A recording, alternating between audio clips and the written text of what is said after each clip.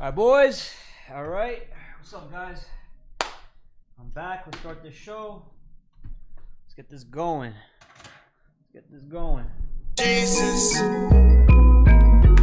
Jesus. Boom. Jesus. Jesus. Hyped up. Jesus. Jesus. Jesus. Have a great stream, guys. Jesus. Stream today. W stream. I gotta do some updates. Cause yo, we got some good news. And we got a debate. Today. We got a lot going on. Send this out.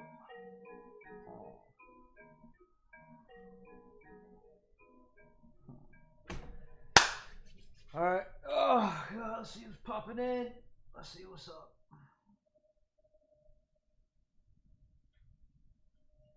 All right. Let me start the show. Did the song go through already yet? Jesus. My shit. Jesus. Jesus. Jesus. Gotta hype it up. Jesus.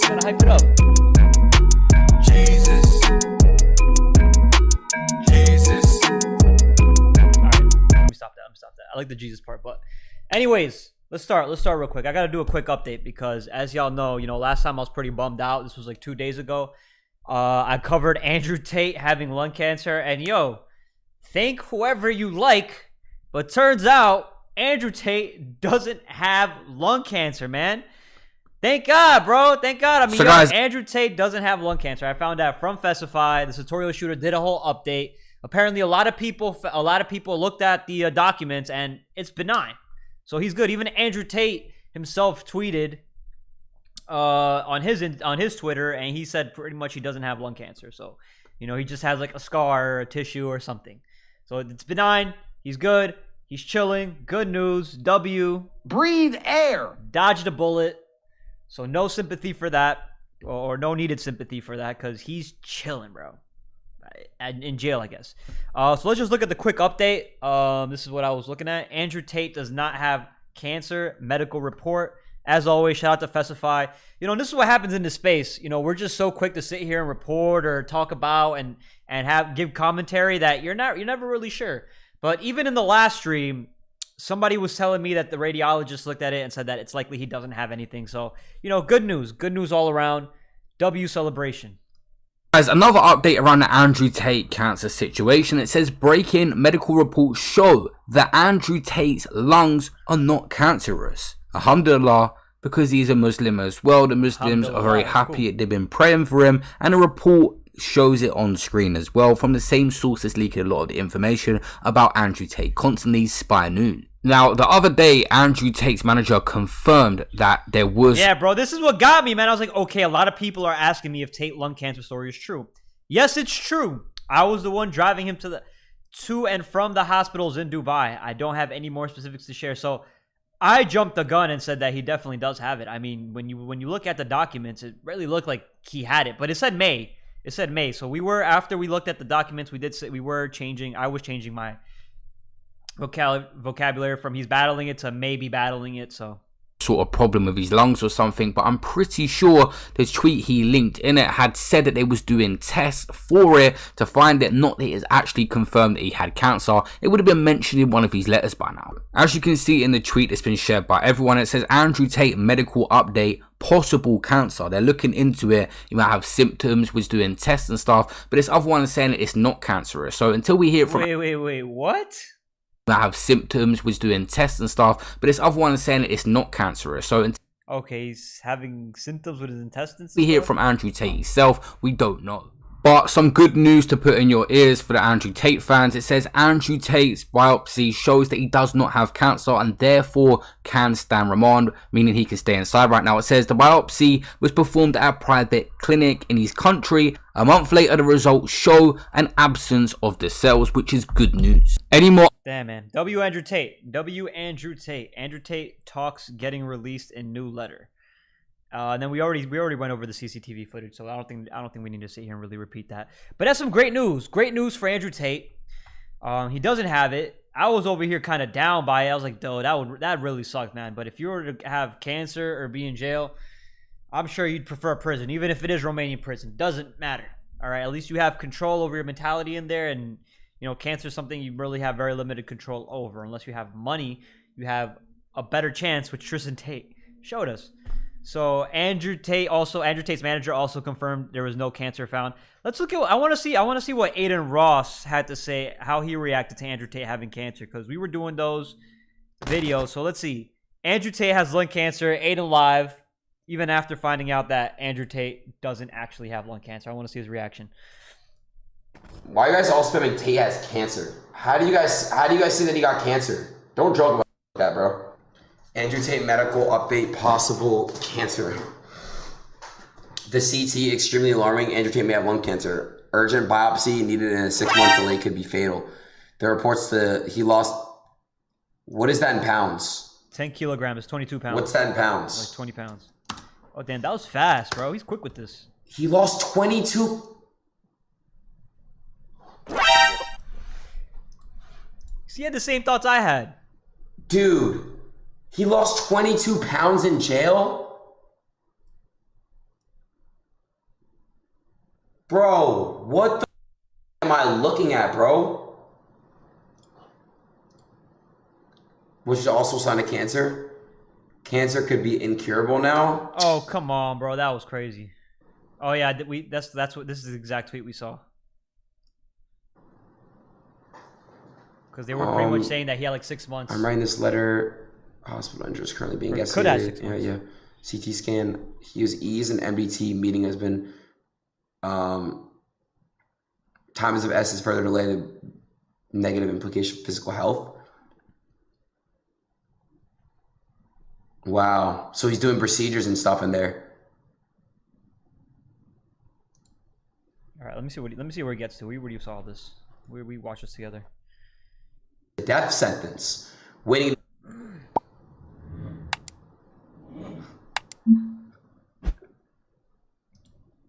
Dude, no way they're trying to make him go out like that, chat. They're literally they're trying to end him, bro.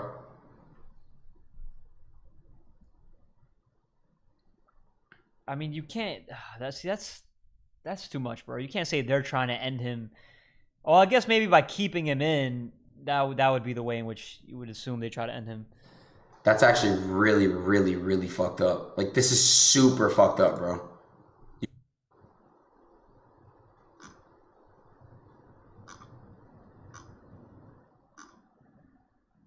Hey, kids. Oh, God. Oh, he just goes back to scrolling? That's it? No commentary? Nothing? You just go back to this? This is it? Let's tell. This is the stream? Please listen to me, chat. Okay. Listen. I'm listening. All seriousness, Andrew Tate possibly has lung cancer. And if you don't treat cancer, what happens, chat? Obviously, you know, it'll fucking spread and it'll kill your body. It kills you. So the fact that they're not treating him in here and giving him proper treatment and all those types of stuff, it's fucking ridiculous, bro. All right, that's all the take we had. These are all the same takes we had. They're gonna try to spread lies about me, try to take me off completely, and then they're gonna try to kill me. You know what I'm saying? So he predicted this. He predicted his whole entire what's going on right now. And you know, I'll just tell you guys one thing about an update on Andrew Tate on my side of things. I can't say too much because out of respect to the legal team and it's such a big ongoing case. I was supposed to, this is public information, I was supposed to go to Romania to see and visit Andrew, and they denied my access. They didn't even let me into the country because it was such a big case. So with that being said, it just goes to show you how serious this shit is. It's a very, very sticky case because what do you mean LA, bro? They told me I couldn't come. They didn't let me.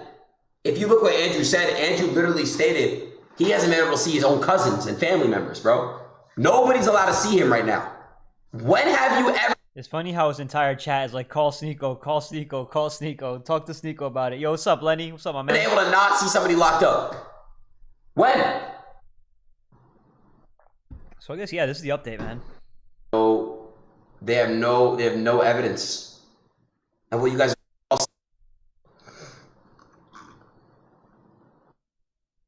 man. And again, you changed a lot of other people's lives. God damn, and he's still back on this, bro. Bro, sometimes you think Adin is growing, and then he just gets on this, like, biting his nails, picking his nose, and just sitting like a fembot, bro. I'm gonna be honest. Kind of hard to follow Adin sometimes. Kind of hard to support him. All right, let's see what else we got. Let's see if we got any other updates. I mean, that's really it, man. Just fake news, and that's it. I mean, that's all that's updated here. It's 2 days ago. God damn, they haven't even updated anything else. All right, so I guess news is kind of slow today. Don't matter. We're gonna have a W stream. 15 minutes. We are going to have a live debate, or a conversation, interview / debate with Angela Knight. I don't know if you guys seen her before, but she was on the Fresh and Fit podcast. She was, on a panel with Sneeko, with Destiny, and she also, I think, she had a conversation with Destiny. She started a podcast show, and yeah, she's moving around in the space, but I think she's got a really good voice. She's got a really unique voice. She's trying to actually, I think, help men, women, and most importantly, relationships. But at the end of the day, in this space, the best you can really hope for is just to really think critically, challenge each other, and really help each other out. That's really all you can really do in this space. So what am I doing today? Listen, I'm still in the routine, still not drinking, still not fapping, still not smoking. It really, really, really has helped me become a lot more productive. Life is going a lot faster. I am really zeroing in and honing in on work. I am becoming better with like editing, better with like clips, better with like thumbnails, just every single day improving 1% at a time. All right, physically, mentally, emotionally, every single day, as I always say. You need to do what you're supposed to do, not what you feel like fucking doing. And as we always do it, we're gonna do 100 push-ups at the end of every stream. So it's a good stream. It's gonna be a great stream. I'm very, very, very excited. Very, very, very on top of this shit. Let's see Andrew Tate leak phone calls. Let's see what else they got. They got Aba and Preach reacts to Andrew Tate's cancer news. Let's see what they got to say on this. Aba and Preach. Okay, today's topic. Andrew Tate apparently has a tumor in his trachea, his bronchi, and his lungs. God damn. Leaked medical documents reveal that Andrew Tate in December made a medical visit to a hospital in Dubai, then took chest x-rays in December 5th. On December 12th, Andrew Tate returned to the hospital for a chest CT scan following some medical investigations, and several anomalies were identified in the British man's chest. The document also shows the presence of a hematoma in the lung being a suspicious finding for a more aggressive neoplastic lesion, a carcinoid tumor, calcified metastases. It doesn't look good. Every time I read it, yeah, that's what I'm getting. It don't look good. So medical, you probably gonna die. That's what I understood. Andrew Tate was Yo, that's honestly what everybody's take was. I'm gonna be honest. It was all the same take. When you sit here and you read it, you're like, you don't know, you're not sure. But then when you give it to the experts that have actually dealt with it, then you can be a lot more sure about things. Whenever everything good is like, okay, buddy, so do you have a blood in your poop? No, you're off to go. Yeah. All right. Yeah. But when they anytime start pulling this shit, we found something. I'm like, oh shit. My testis. Oh shit. Calcified. Oh, nigga. no. This month, Andrew Tate should have had an emergency bronchoscopy and biopsy of the lung lesions identified, but no procedure has occurred. For all the people who are medical people, like, how am I pronouncing these words? Am I doing a good job? You're pretty good. Okay, I just want to make sure. The conclusion of the investigation carried out in Romania by Andrew Tate shows that the British man suffers from a tumor in the trachea, bronchi, and lungs, which has an unknown and unpredictable evolution. Andrew Tate has thus recommended a CT-guided puncture to take tissue from the tumor formation. It is important to add that many medical professionals have advised that waiting 6 months without this treatment can prove fatal or irreversible. Now, there's a lot of things to glean from this. If this is true, obviously this is a terrible thing, and then I don't wish death on anybody.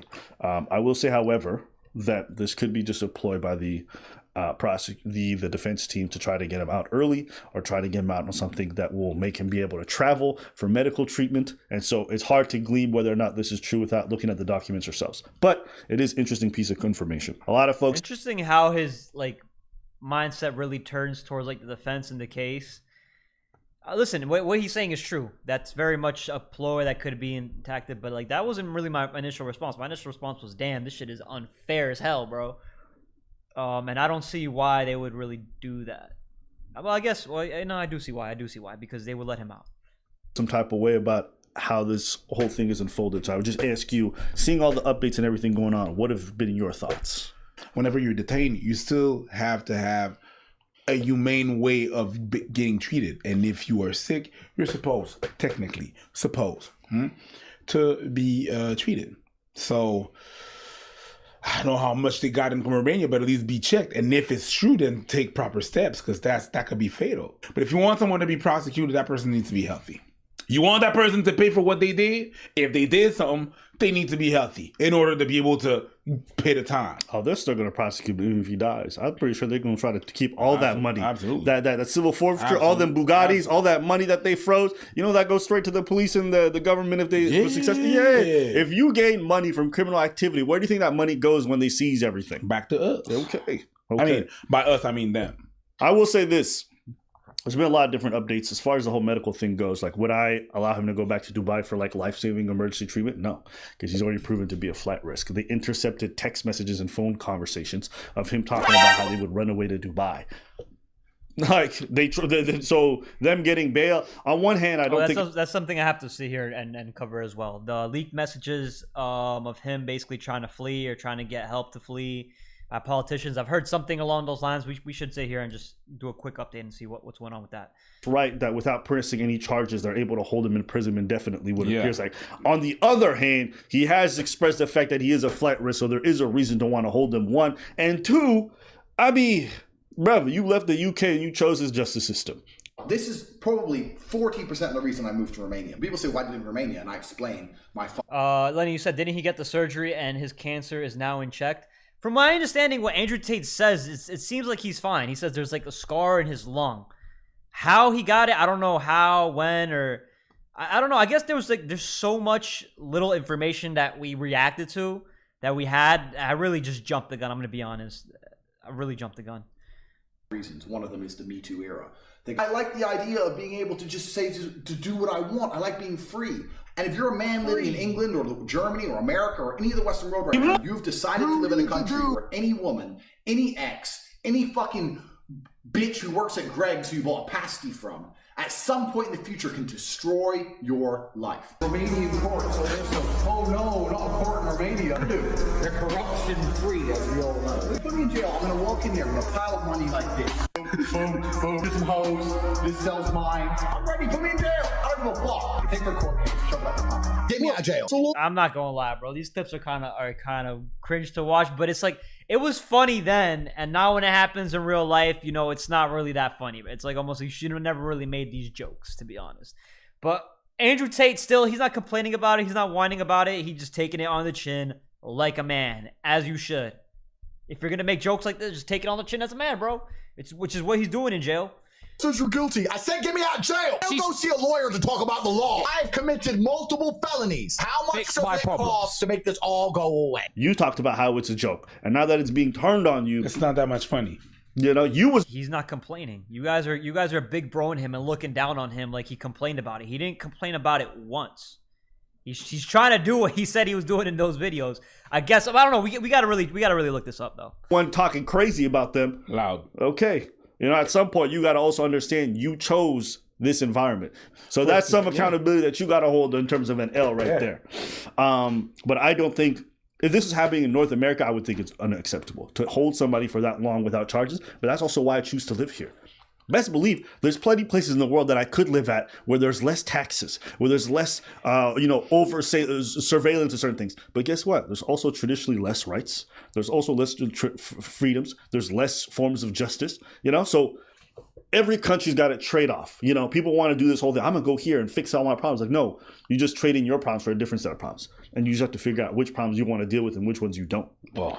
Right? Every country got its ups and downs. You know one thing else? What happened? They were trying to bribe a few politicians to speak on their behalf in regards to getting them free. Oh my God. Ain't that crazy? So what happened is the prosecutor... Oh, okay, I guess this is it. We're going to watch it from their side. The internet celebrity instructed 2 assistants to tell the Romanian politicians George Simeon and Diana Ivanciovich Dososhaka, damn, I destroyed that pronunciation, that he was being framed and supporting him would be very good for their careers, according to one of the exchanges. Well, that's not bad. That's kind of true, bro. I mean, he is being framed. There's mass amounts of evidence to prove that. And in return for proving that or helping, that would be good for their careers. But y'all just highlighting it like it's some... like they're giving them money. Let's see if they actually gave them money, like bribe them. So make it clear to them you will get a lot of votes when Tate says you took their side. The former kickboxers, okay, I guess that's the bribe right there. So make it clear to them you will get a lot of votes when the Tate says you took their side. I mean, they also have a lot of influence. It doesn't necessarily just has to be like a bribe. The former kickboxer said in January 28 call to 2 of his associates. Prosecutor's office intercepted some wiretaps, and they ended up finding out that he was making those calls to put pressure on those politicians to like speak out. But that's not even putting pressure. That's just honestly giving them an incentive to do it. That's it. Is that it? Is that all of it? That's not him complaining or whining about being in jail. That's just him finding a way to sit here and be on the chessboard and finding a way to sit here when he's already being prosecuted for something that held with no evidence for 180 days. He's trying to find a way to network himself and provide value in return if he can clear his name or he can find a way to get himself out. He's doing what he can while he's in prison. But he didn't bribe anybody. He didn't say nothing about money. He didn't say nothing about crypto. He specifically said they will get a lot of votes because he is a mass influencer at this point. That's not a lie. They found those, and the politician's like, we're not touching this. Like, I would never speak out on his behalf. And so it just starts to look worse when you see how he's trying to game the system. On one hand, I get it. Well, they said they didn't want to. That's fine. Did he threaten their lives? If he threatened their lives, I'm going to be like, that's wrong. That was it. Really wants to get out. On the other, the way he's doing stuff is hella shady in the back. And he said that. He said that he could bribe everybody. When you said, you chose that. Yeah. You chose that life. Yeah. You was bragging about that life. Yeah, but you didn't catch him bribing anybody, bro. You didn't catch him bribing anybody yet, but we still didn't catch him bribing anybody. I'm gonna go there to not do this, not do that. The criminal system is this and that and that. And now you're there, and the criminal system is a certain way. You're not getting what you want. You're saying you're on the receiving end of what you're doing. Hold up.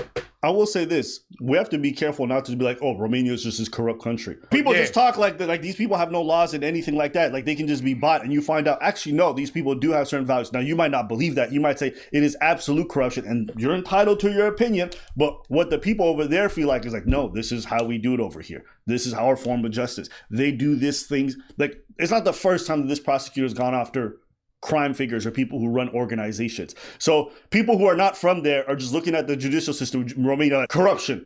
Eastern Europe, right? Even though it really borders on Western Europe to some degree. Corruption right away.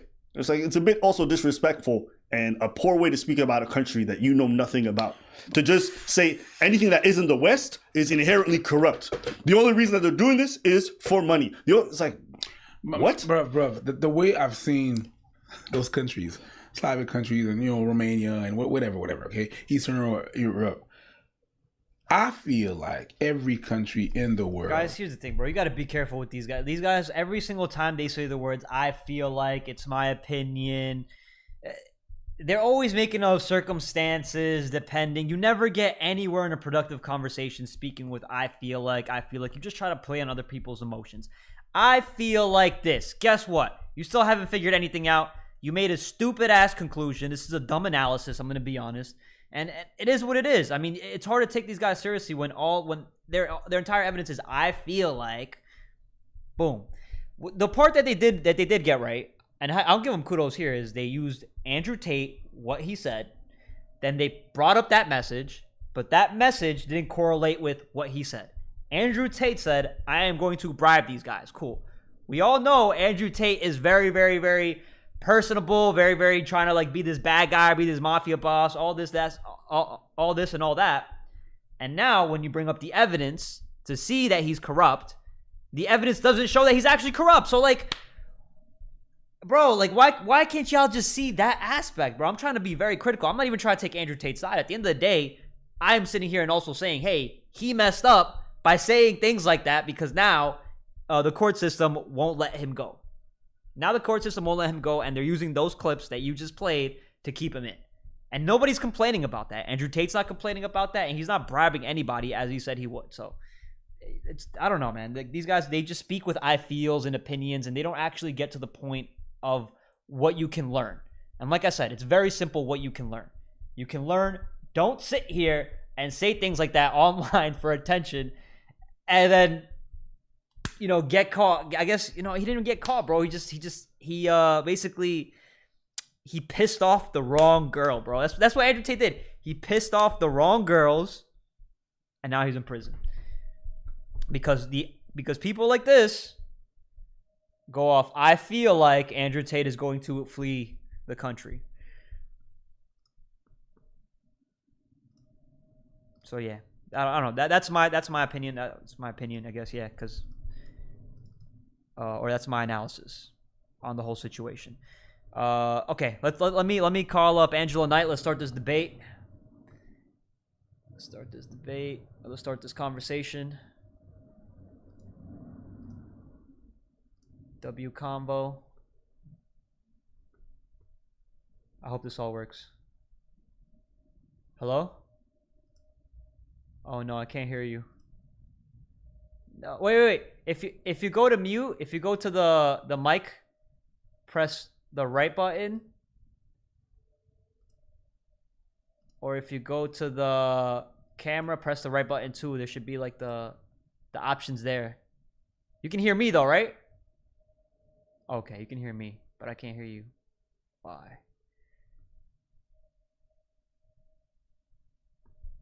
All right, man, the earth is flat. Is it? It's not flat. Sloppy and creepy, Aba and Preach. Listen, they're bad. You know what? I don't know, man. Maybe I get too emotional with their reactions. But they do make some decent points. I don't want to just shit on them like that, to be honest.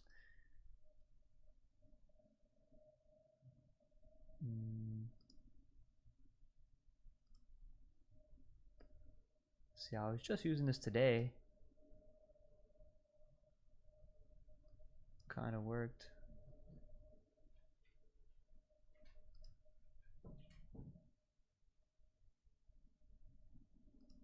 Discord. Yo, I don't know what's wrong with my Discord, man. I'm gonna be honest. I don't know if it's me. Oh, what's going on? Maybe if I click this. This.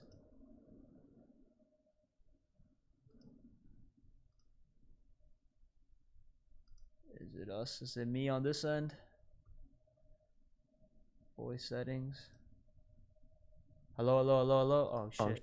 Hello.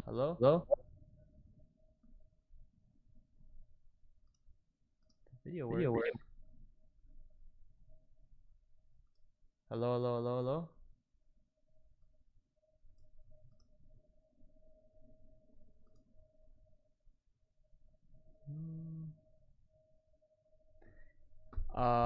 Let me see what else I can do. I guess maybe I'm gonna have to do this through my laptop again. Maybe it'll work through my laptop. Let me see. Yo, guys, I need to find a new streaming software. I don't know if it's my laptop or.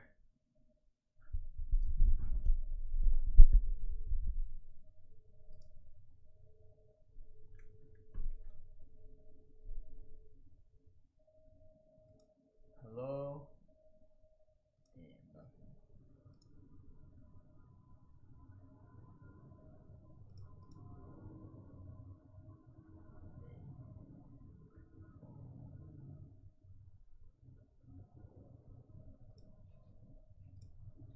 Hello.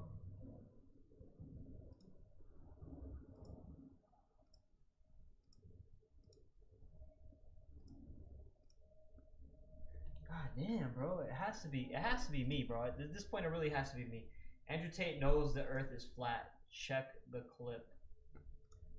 Come on, bro. Come on, bro.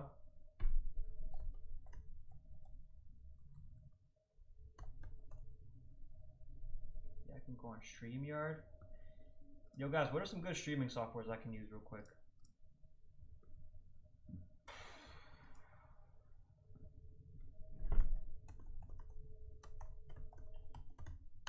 God damn. I'll do all this quick.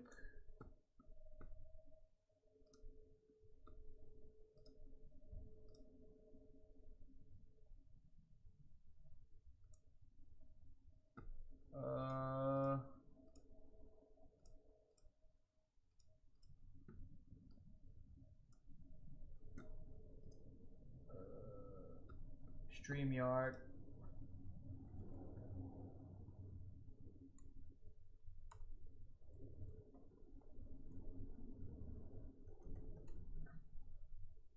Alright, let me see. I'm gonna try to set up StreamYard, guys. Give me a sec.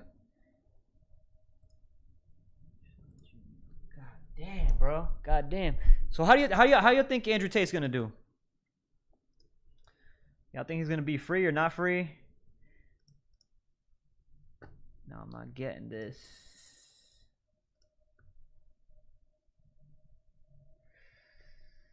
Ooh, Critter Now, YouTube. Am I under the right email? Yeah, I'm under the right email. Please check your email. We've sent a login code to.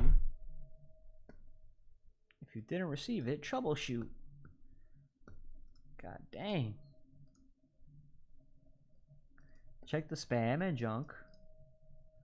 Or contact us. Still haven't received nothing. Waiting on this StreamYard thing. Yo, Dr. Durden is here. What's up, Dr. Durden? What's up, Tyreek, bro? What's up, guys? Jesus.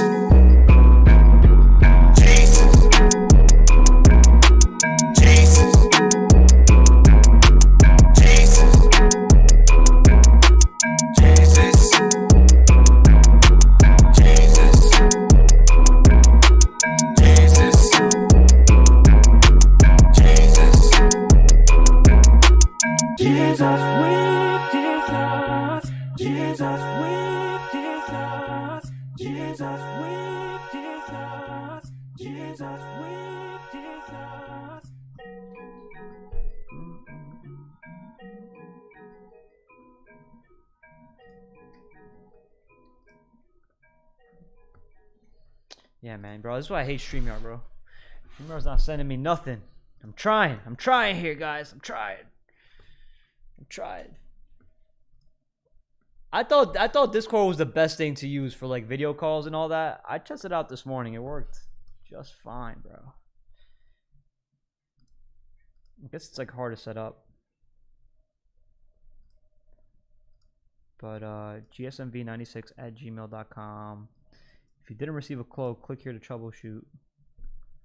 Whoops, you didn't enter a code. How am I gonna enter a code if I don't have nothing, bro? Nothing.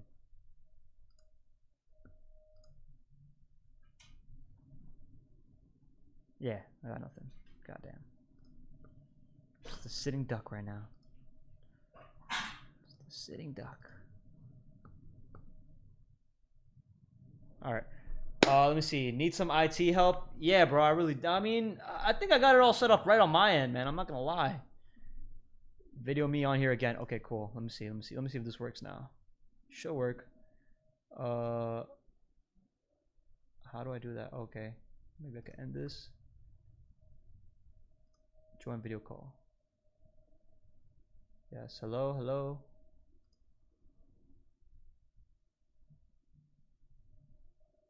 Boom. There you go. Can you hear me? Yeah, you can hear me. I can't hear you. God damn. Can you guys hear her? Is it just me? And you look clear too. I think it's like the when you right click the camera or the mute button. That's what I found kind of works for me. But why is it? Yo, guys, you want to help me out real quick? For some reason, I can't, like... Yeah, exit out all this. Streamer mode is enabled. Do I have to disable this?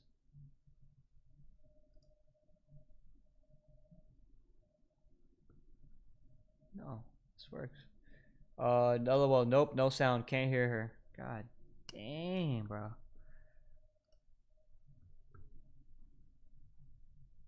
Look, how many pounds separates y'all from heavyweights? Everything is on here. It just needs the mic. Anybody know anything about Discord? Why this is not working on the stream, guys? Maybe I need to do something different. Maybe I need to add a function.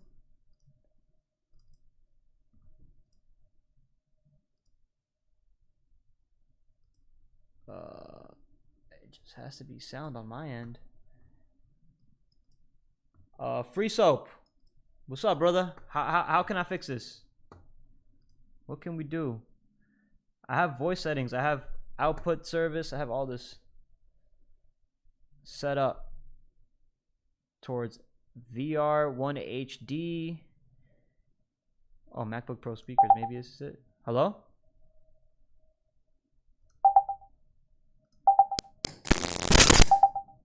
Oh, goddamn. That almost broke my TV.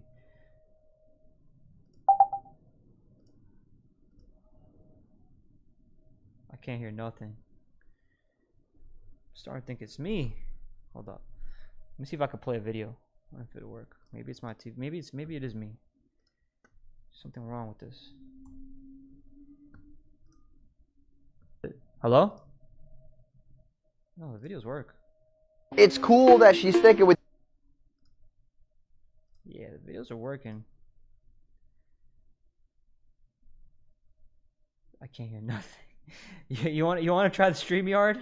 Maybe it's the StreamYard. Maybe the StreamYard will work. We can definitely try the StreamYard. I don't mind trying the StreamYard. Check your sound settings on the Mac, not the Discord settings. All right, hold up. Let me see this real quick. Check my sound settings on the Mac. Sound input. Yeah, when I go to input and output, it says VR1 HD, and VR1 HD is the input. Yeah. Should I go to the Discord? Maybe that's what it is.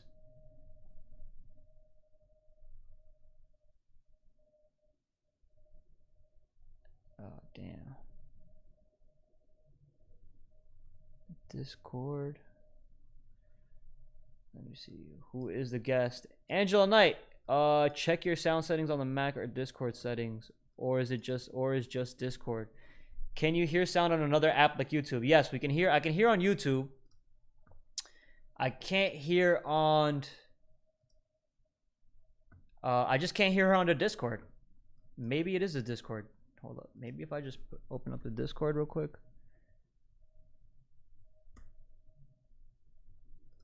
Where can I go on the Discord to find this? To find the receiving. Hello? Oh, crap. Almost heard you. I think you have it on push to talk. Oh, I can hear you. But when you press the. You sound weird right now. Oh, I can kind of hear you. Yes. Hello? You sound weird right now. You sound like you're buzzing. Do I? Let me see. Is this better?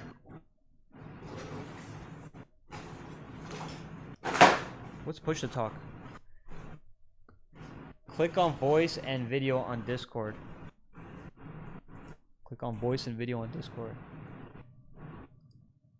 Alright, let me see. Go to the user settings. Go to voice and video. All right, and then what should I do on the? I can kind of hear her now. She just says I act weird. Oh, I sound weird. Sorry. Okay. Can you hear me? Can you hear me? Because I can't hear you anymore. It got extremely quiet on your end. Oh, okay. All right.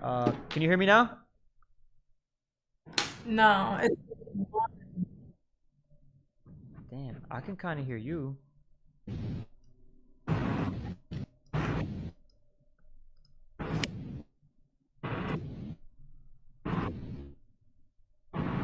Yeah, when I'm under streamer mode.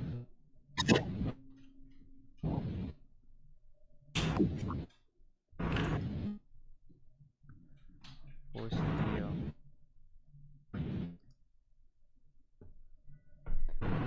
Alright.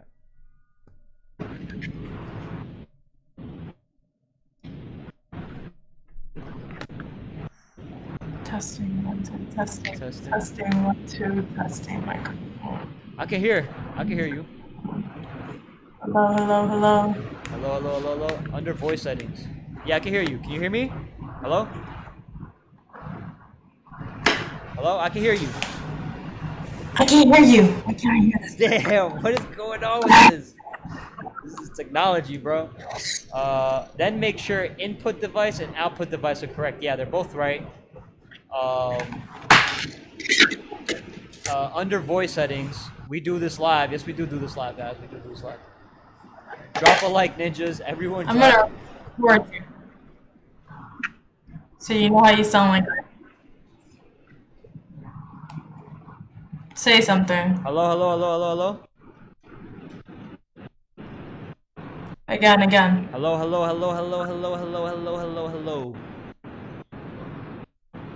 Alright, check your DMs.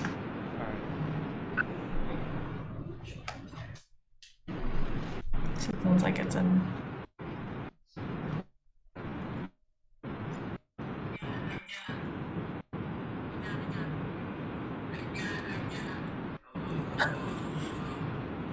Oh, I sound slow, guys.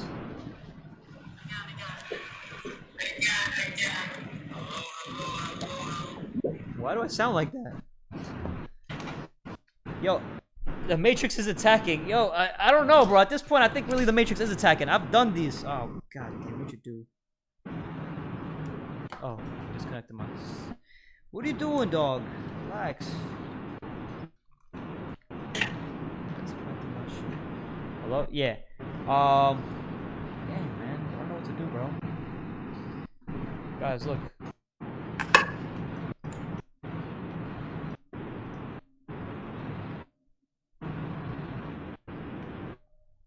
Is it me or is it Angela, guys? What do you guys think? Y'all think maybe we can help Angela out real quick? Or do I need to input something different? Do you have a delay on? Delay on what end? On the stream or on the Discord? Let me check. Check if I have a delay on.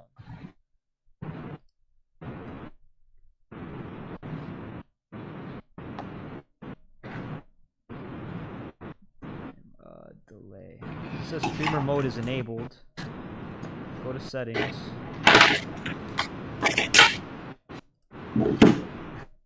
Connections. Streamer mode enabled.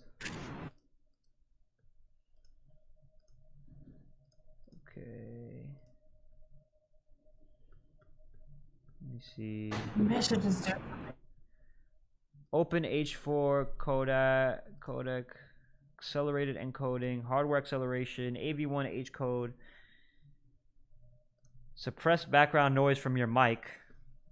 Yes, in voice settings. Did you check your mic under the mic test? Did I check my mic under the mic test? Let me see. So I go to let's check. Oh shit, yeah, I do sound low. Hello? Hello?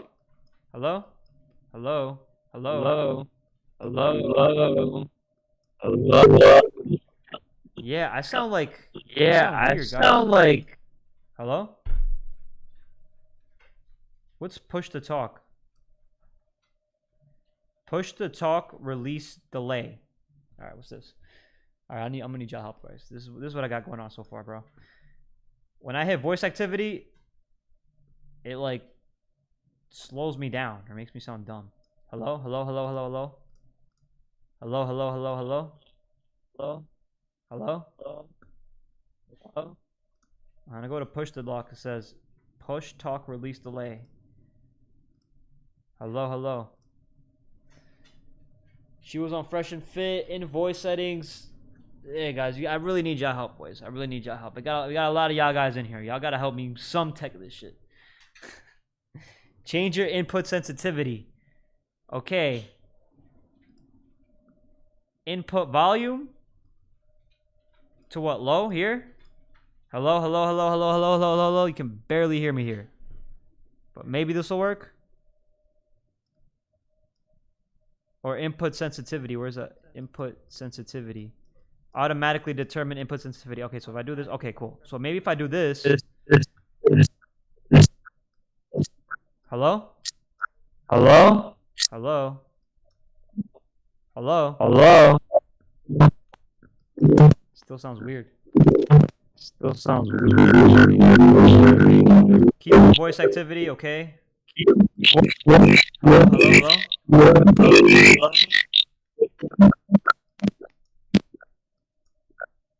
Hello, hello, hello? Hello, hello, hello? Hello, hello, hello? Yo, yo. Yo, yo. Yo, yo. It still sounds so slow, bro.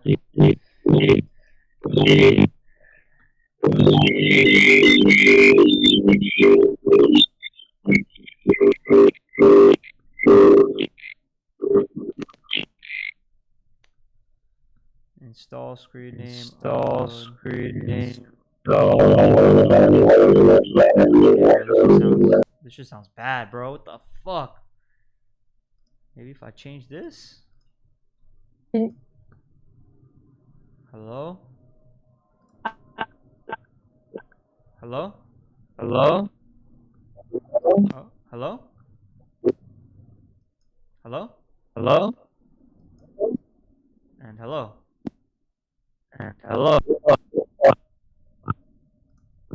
Hello, hello, hello. Hello, hello, hello. God damn. Is it using your headphones, microphone? Is it using your headphone? Actual. Oh, all right. Hold on. Let me get my other microphone. You're right. Let me get my other headphones. Give me a sec.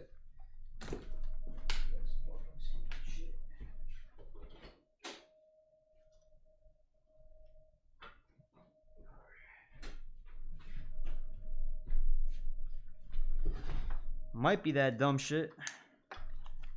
That might be it. Hello, hello, hello.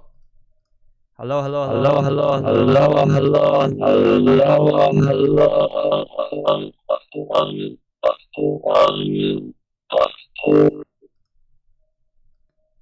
Hello. Hello. Hello, hello, hello, hello. Hello. Hello.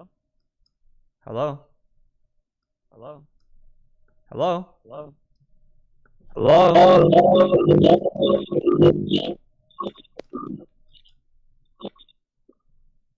Damn, bro. I don't know. Toggle echo cancellation and noise reduction. Echo cancellation.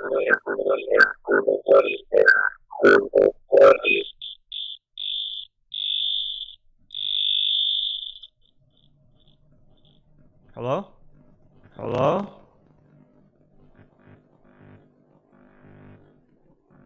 It's noise reduction, I think.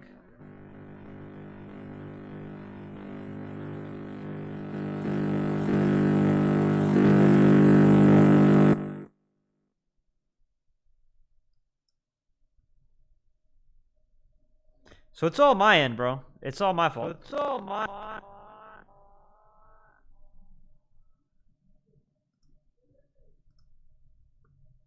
This should just fuck me up, bro. Scroll down and echo cancellation. Maybe there is something. Yo, maybe I could just do it. How did I do it last time, bro? I just did it through FaceTime.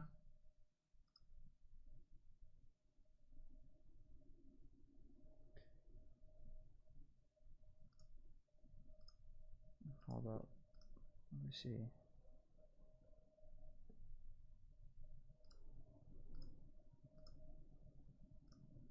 Hello?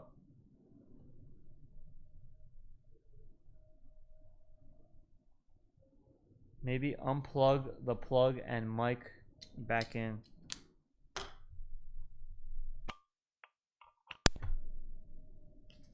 Can you hear me better? Still no sound. I can't even hear her, bro. Even when I do it through my laptop.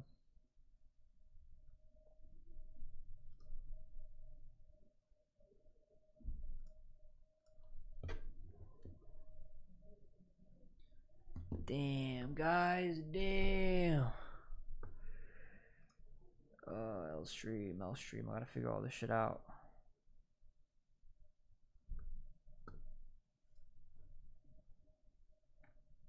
Here. Try seeing if I could do Streamlabs one more time, bro. Streamlabs be dick.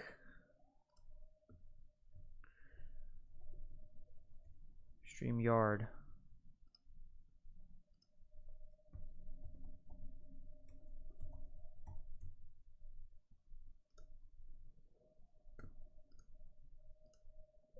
Oh, I got it. I got the code finally. God damn.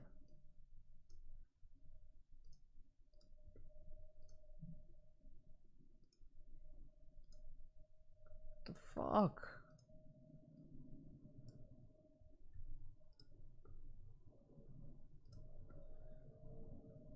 Oh, it's the second one.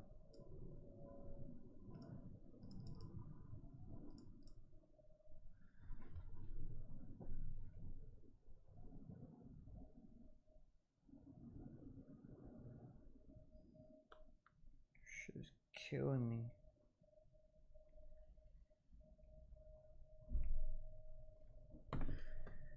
Adding LinkedIn attention.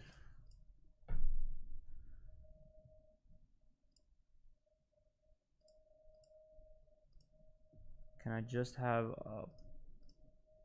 videos? Can you just have a chat on this?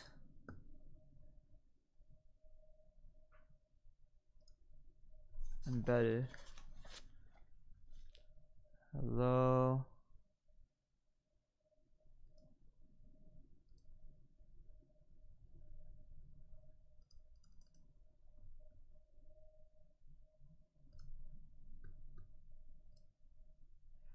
Your current plan. Stream your logo in your stream. Streaming latest local recordings for 2 hours. So where can I do that, bro?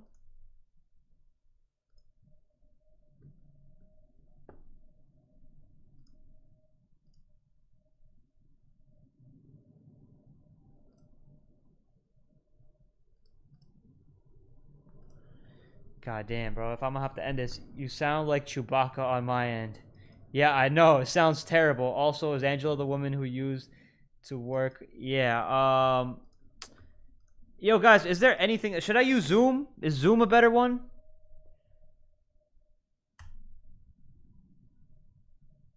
Zoom.us. Hold up. I really want to get this interview in, guys. I'm gonna do everything I can.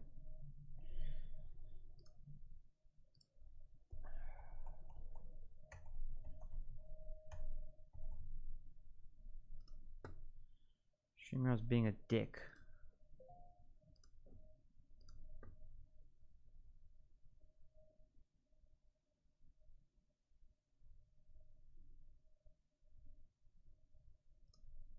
Oh, I have a Zoom. That's cool. No, I don't.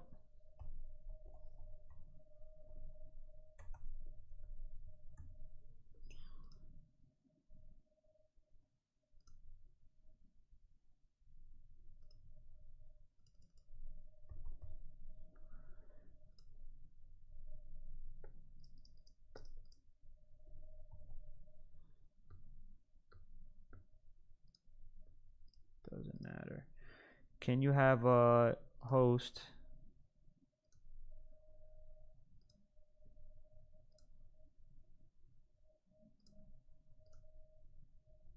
Okay, maybe I could do it this way. Zoom chat, allow.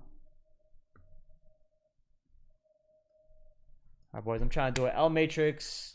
The Matrix has attacked George, bro. It's really brought me down, bro. I'm not gonna lie. I really try to have everything set up as much as I could on my end. Join in with computer audio. Yes. Sign in.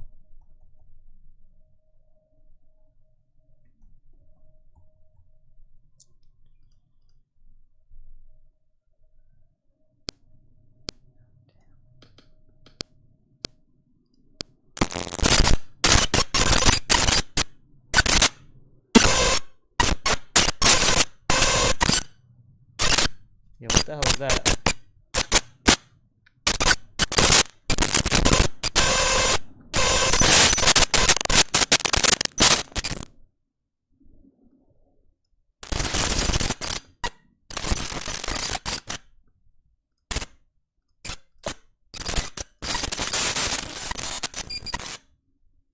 Yo, the Matrix is dead ass destroying me, bro. Something has happened with this shit.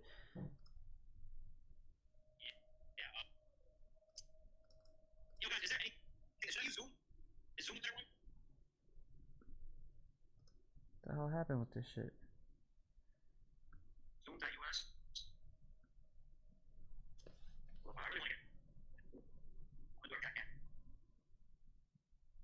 That sounds crazy right now.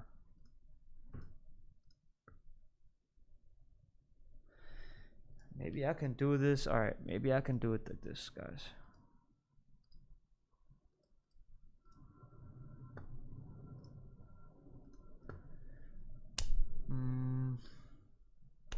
Could I do this? Shit.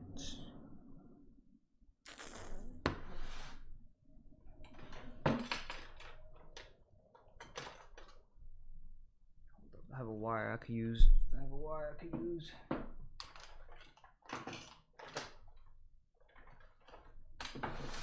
Maybe.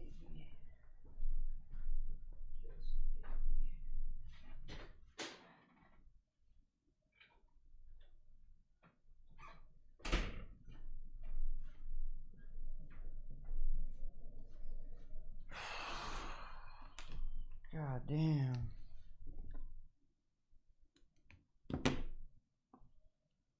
Figure this shit out.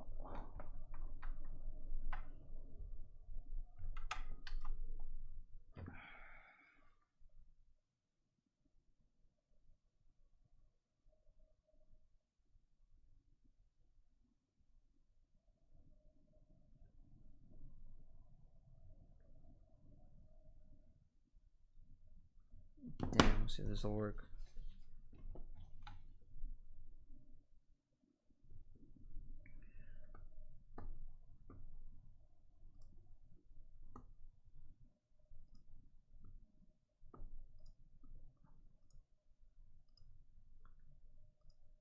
Yo, I don't think this is gonna work, bro. Let's see. We got the StreamYard.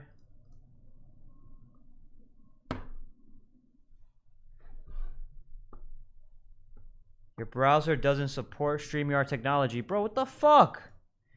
Please visit the page on your laptop. Okay, so I need Google Chrome. God damn it, bro. God damn it.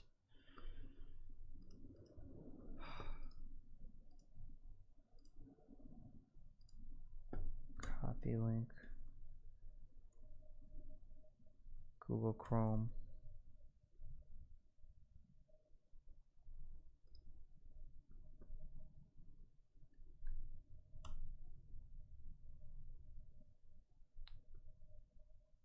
Entering the studio. All right, FaceTime. I mean, bro, that's honestly my next move right now, bro. If this don't work.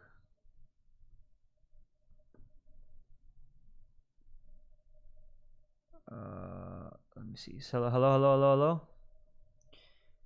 VR1 settings. Stop cam. Can I use a different cam? Okay, cool. Audio, echo cancellation. All right, it all looks like it should be working on my end. Great. Display name. Jesus. Enter studio.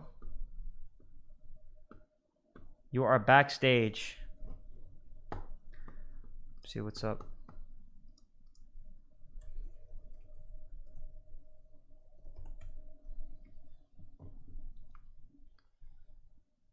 Let me see.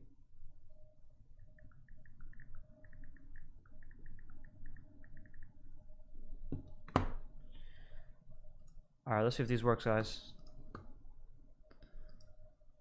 I'm in the backstage right now.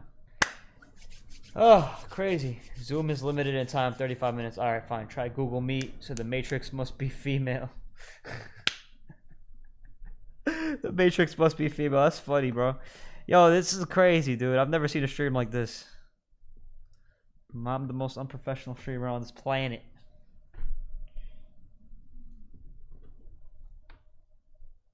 I already thought this was gonna work.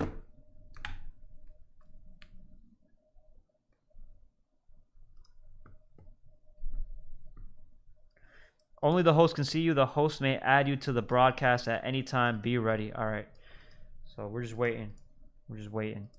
I hope this works, guys, because this would suck if it doesn't work. And I have a lot of questions prepared. I had a great stream prepared for y'all today. And this would honestly be a big L on my end if I can't make this work.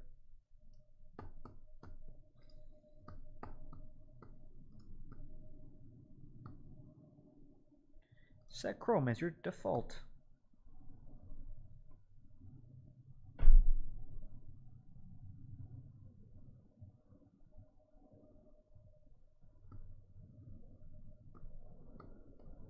The rat Machia. You think it was Machia? You think Machia did us like this?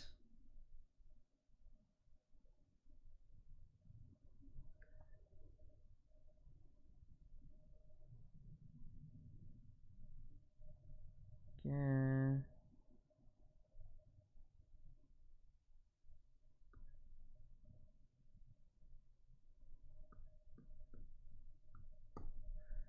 Alright guys, I'm just waiting.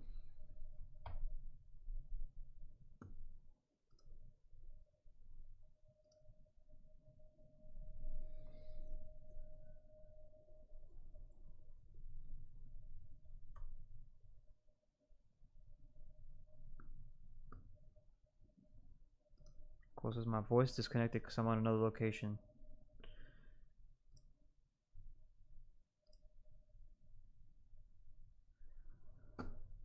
Oh, alright, fuck this.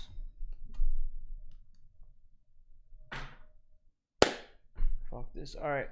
In the meantime, I guess you know what? I'm just gonna move on with the show real quick. So I'm already in the thing. So I'm just waiting on Angela Knight's thing. She just seen me. Hit her up through the DM real quick. I'm in the StreamYard backstage. Only the host can see you. The host may add you to the broadcast at any time. Be ready. Readied up. I'm here. Alright, I guess in the meantime, we'll react to another video, bro. I do have a It's Complicated video for y'all as well.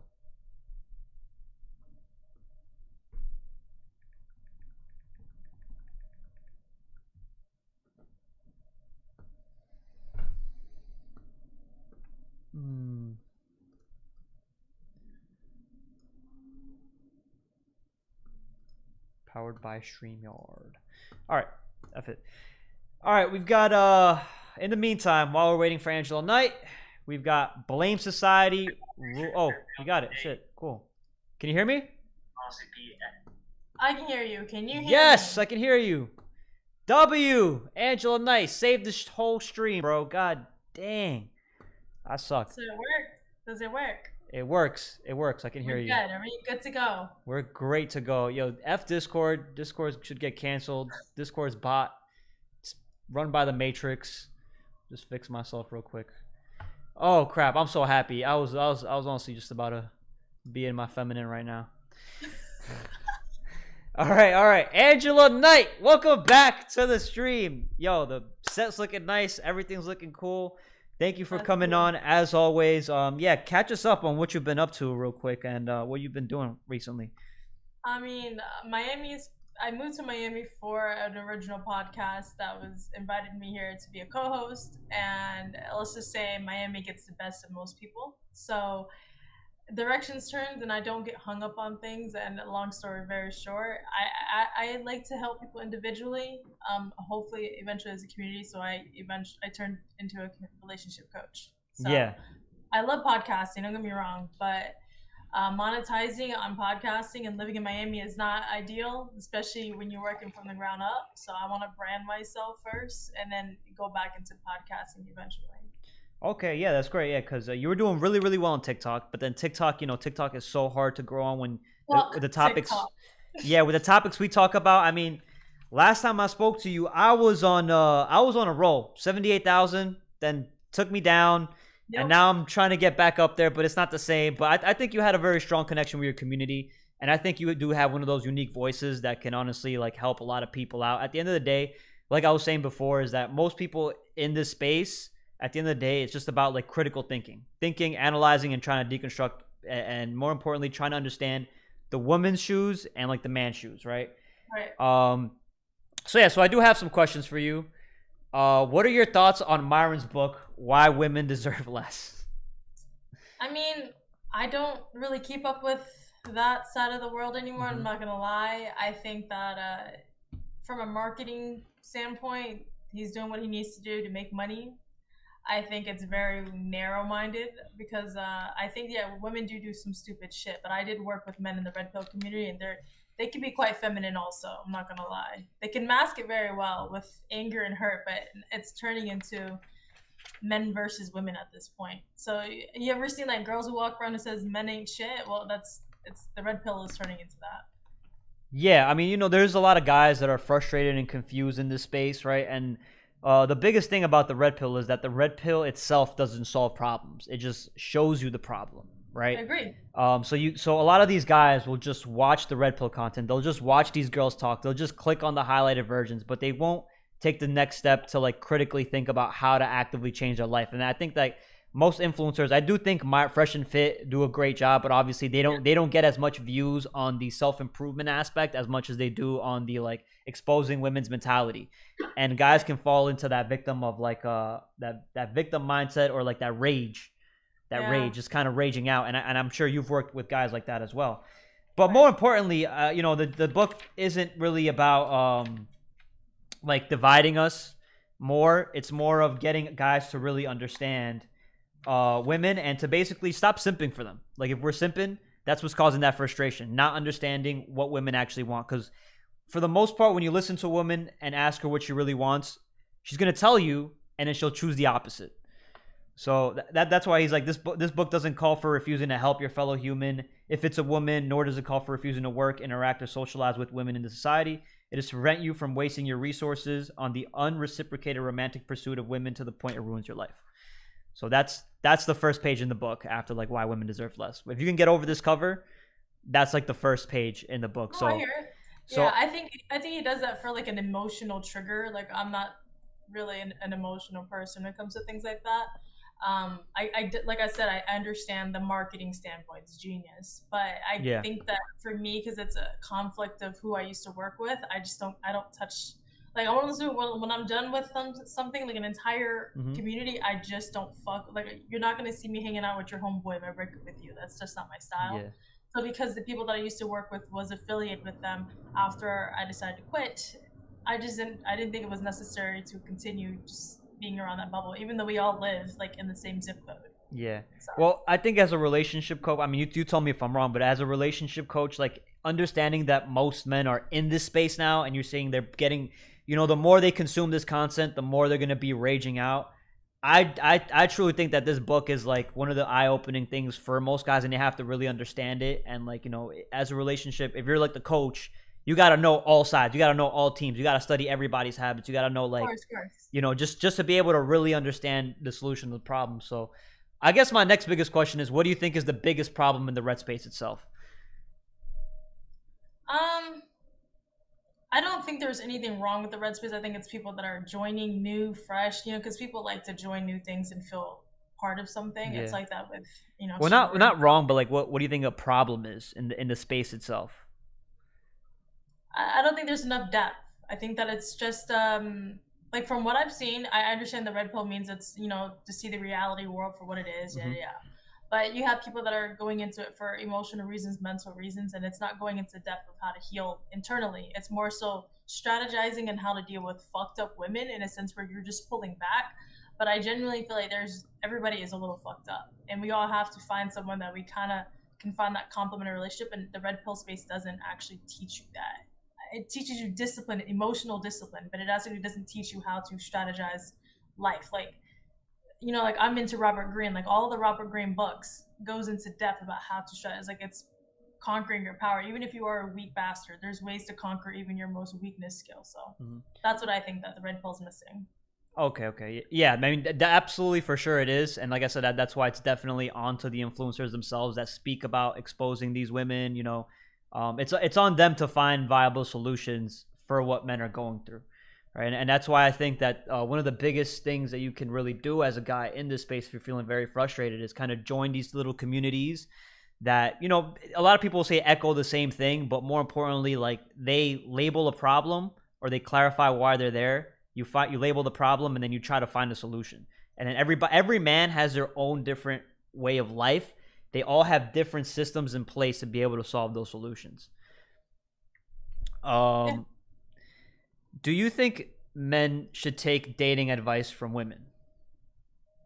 I think it really depends in that situation. I think that if I'm in a successful relationship, my boyfriend isn't a fucking simp, but at the same time, he knows when to be. He was an absolute ass. So I think it really depends on like if that person has a life that you actually like, the relationship that you emulate, sure, because you need perspective on what an actual chick wants. It can't be just guys echoing in a room saying fuck bitches ain't shit. Like how far are you gonna get with that? You know, eventually, I don't really care if you sit in an echo chamber long enough. You're just gonna be building up a wall against women, and that's fine. But at the end of the day, if it wasn't for a lot of these guys who have clout for their Instagrams or their shows that they have, how else do you plan on getting pussy if you're always saying they aren't shit? You're gonna have to fuck somebody eventually.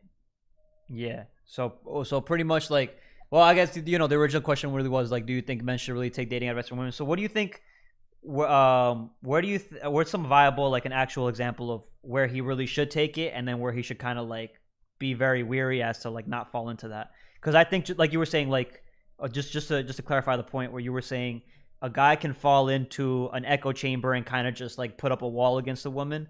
I think if you were to just take dating advice from a woman, also, like he'll just become like a feminized, like a masculine feminine. And again, it depends on what type of female you're talking about. Because like for me, the reason why I'm able to be successful when I was doing TikTok and all the others, when I was in it truly, I've chose to step back and I don't really care to be in the space just because I can see how crazy it can be. But I've definitely noticed that the reason why I was able to shoot up so fast, I went from like 1,000 to 60,000 a month. Why? Because I don't pander off to one specific gender. If you're wrong, you're wrong. There is no bias view from my standpoint. I can understand how much a guy thinks to the core. I can understand how much a crazy chick thinks to the core. I mean, again, I'm catering to people that's my age and younger, and even people that are a couple years older than me. I'm not going into anyone that's late in their 40s and 50s because I obviously haven't been there, haven't done that. But nonetheless, like I would say it's quite universal in how we deal with each other. We just don't see that because our feelings and everything are so subjective in our world. Yeah, and that's the thing. It's hard to get real advice when things are very subjective. You got to be very kind of like objective about it. You got to lay down those foundations, and I think that's like where Red Pill really does.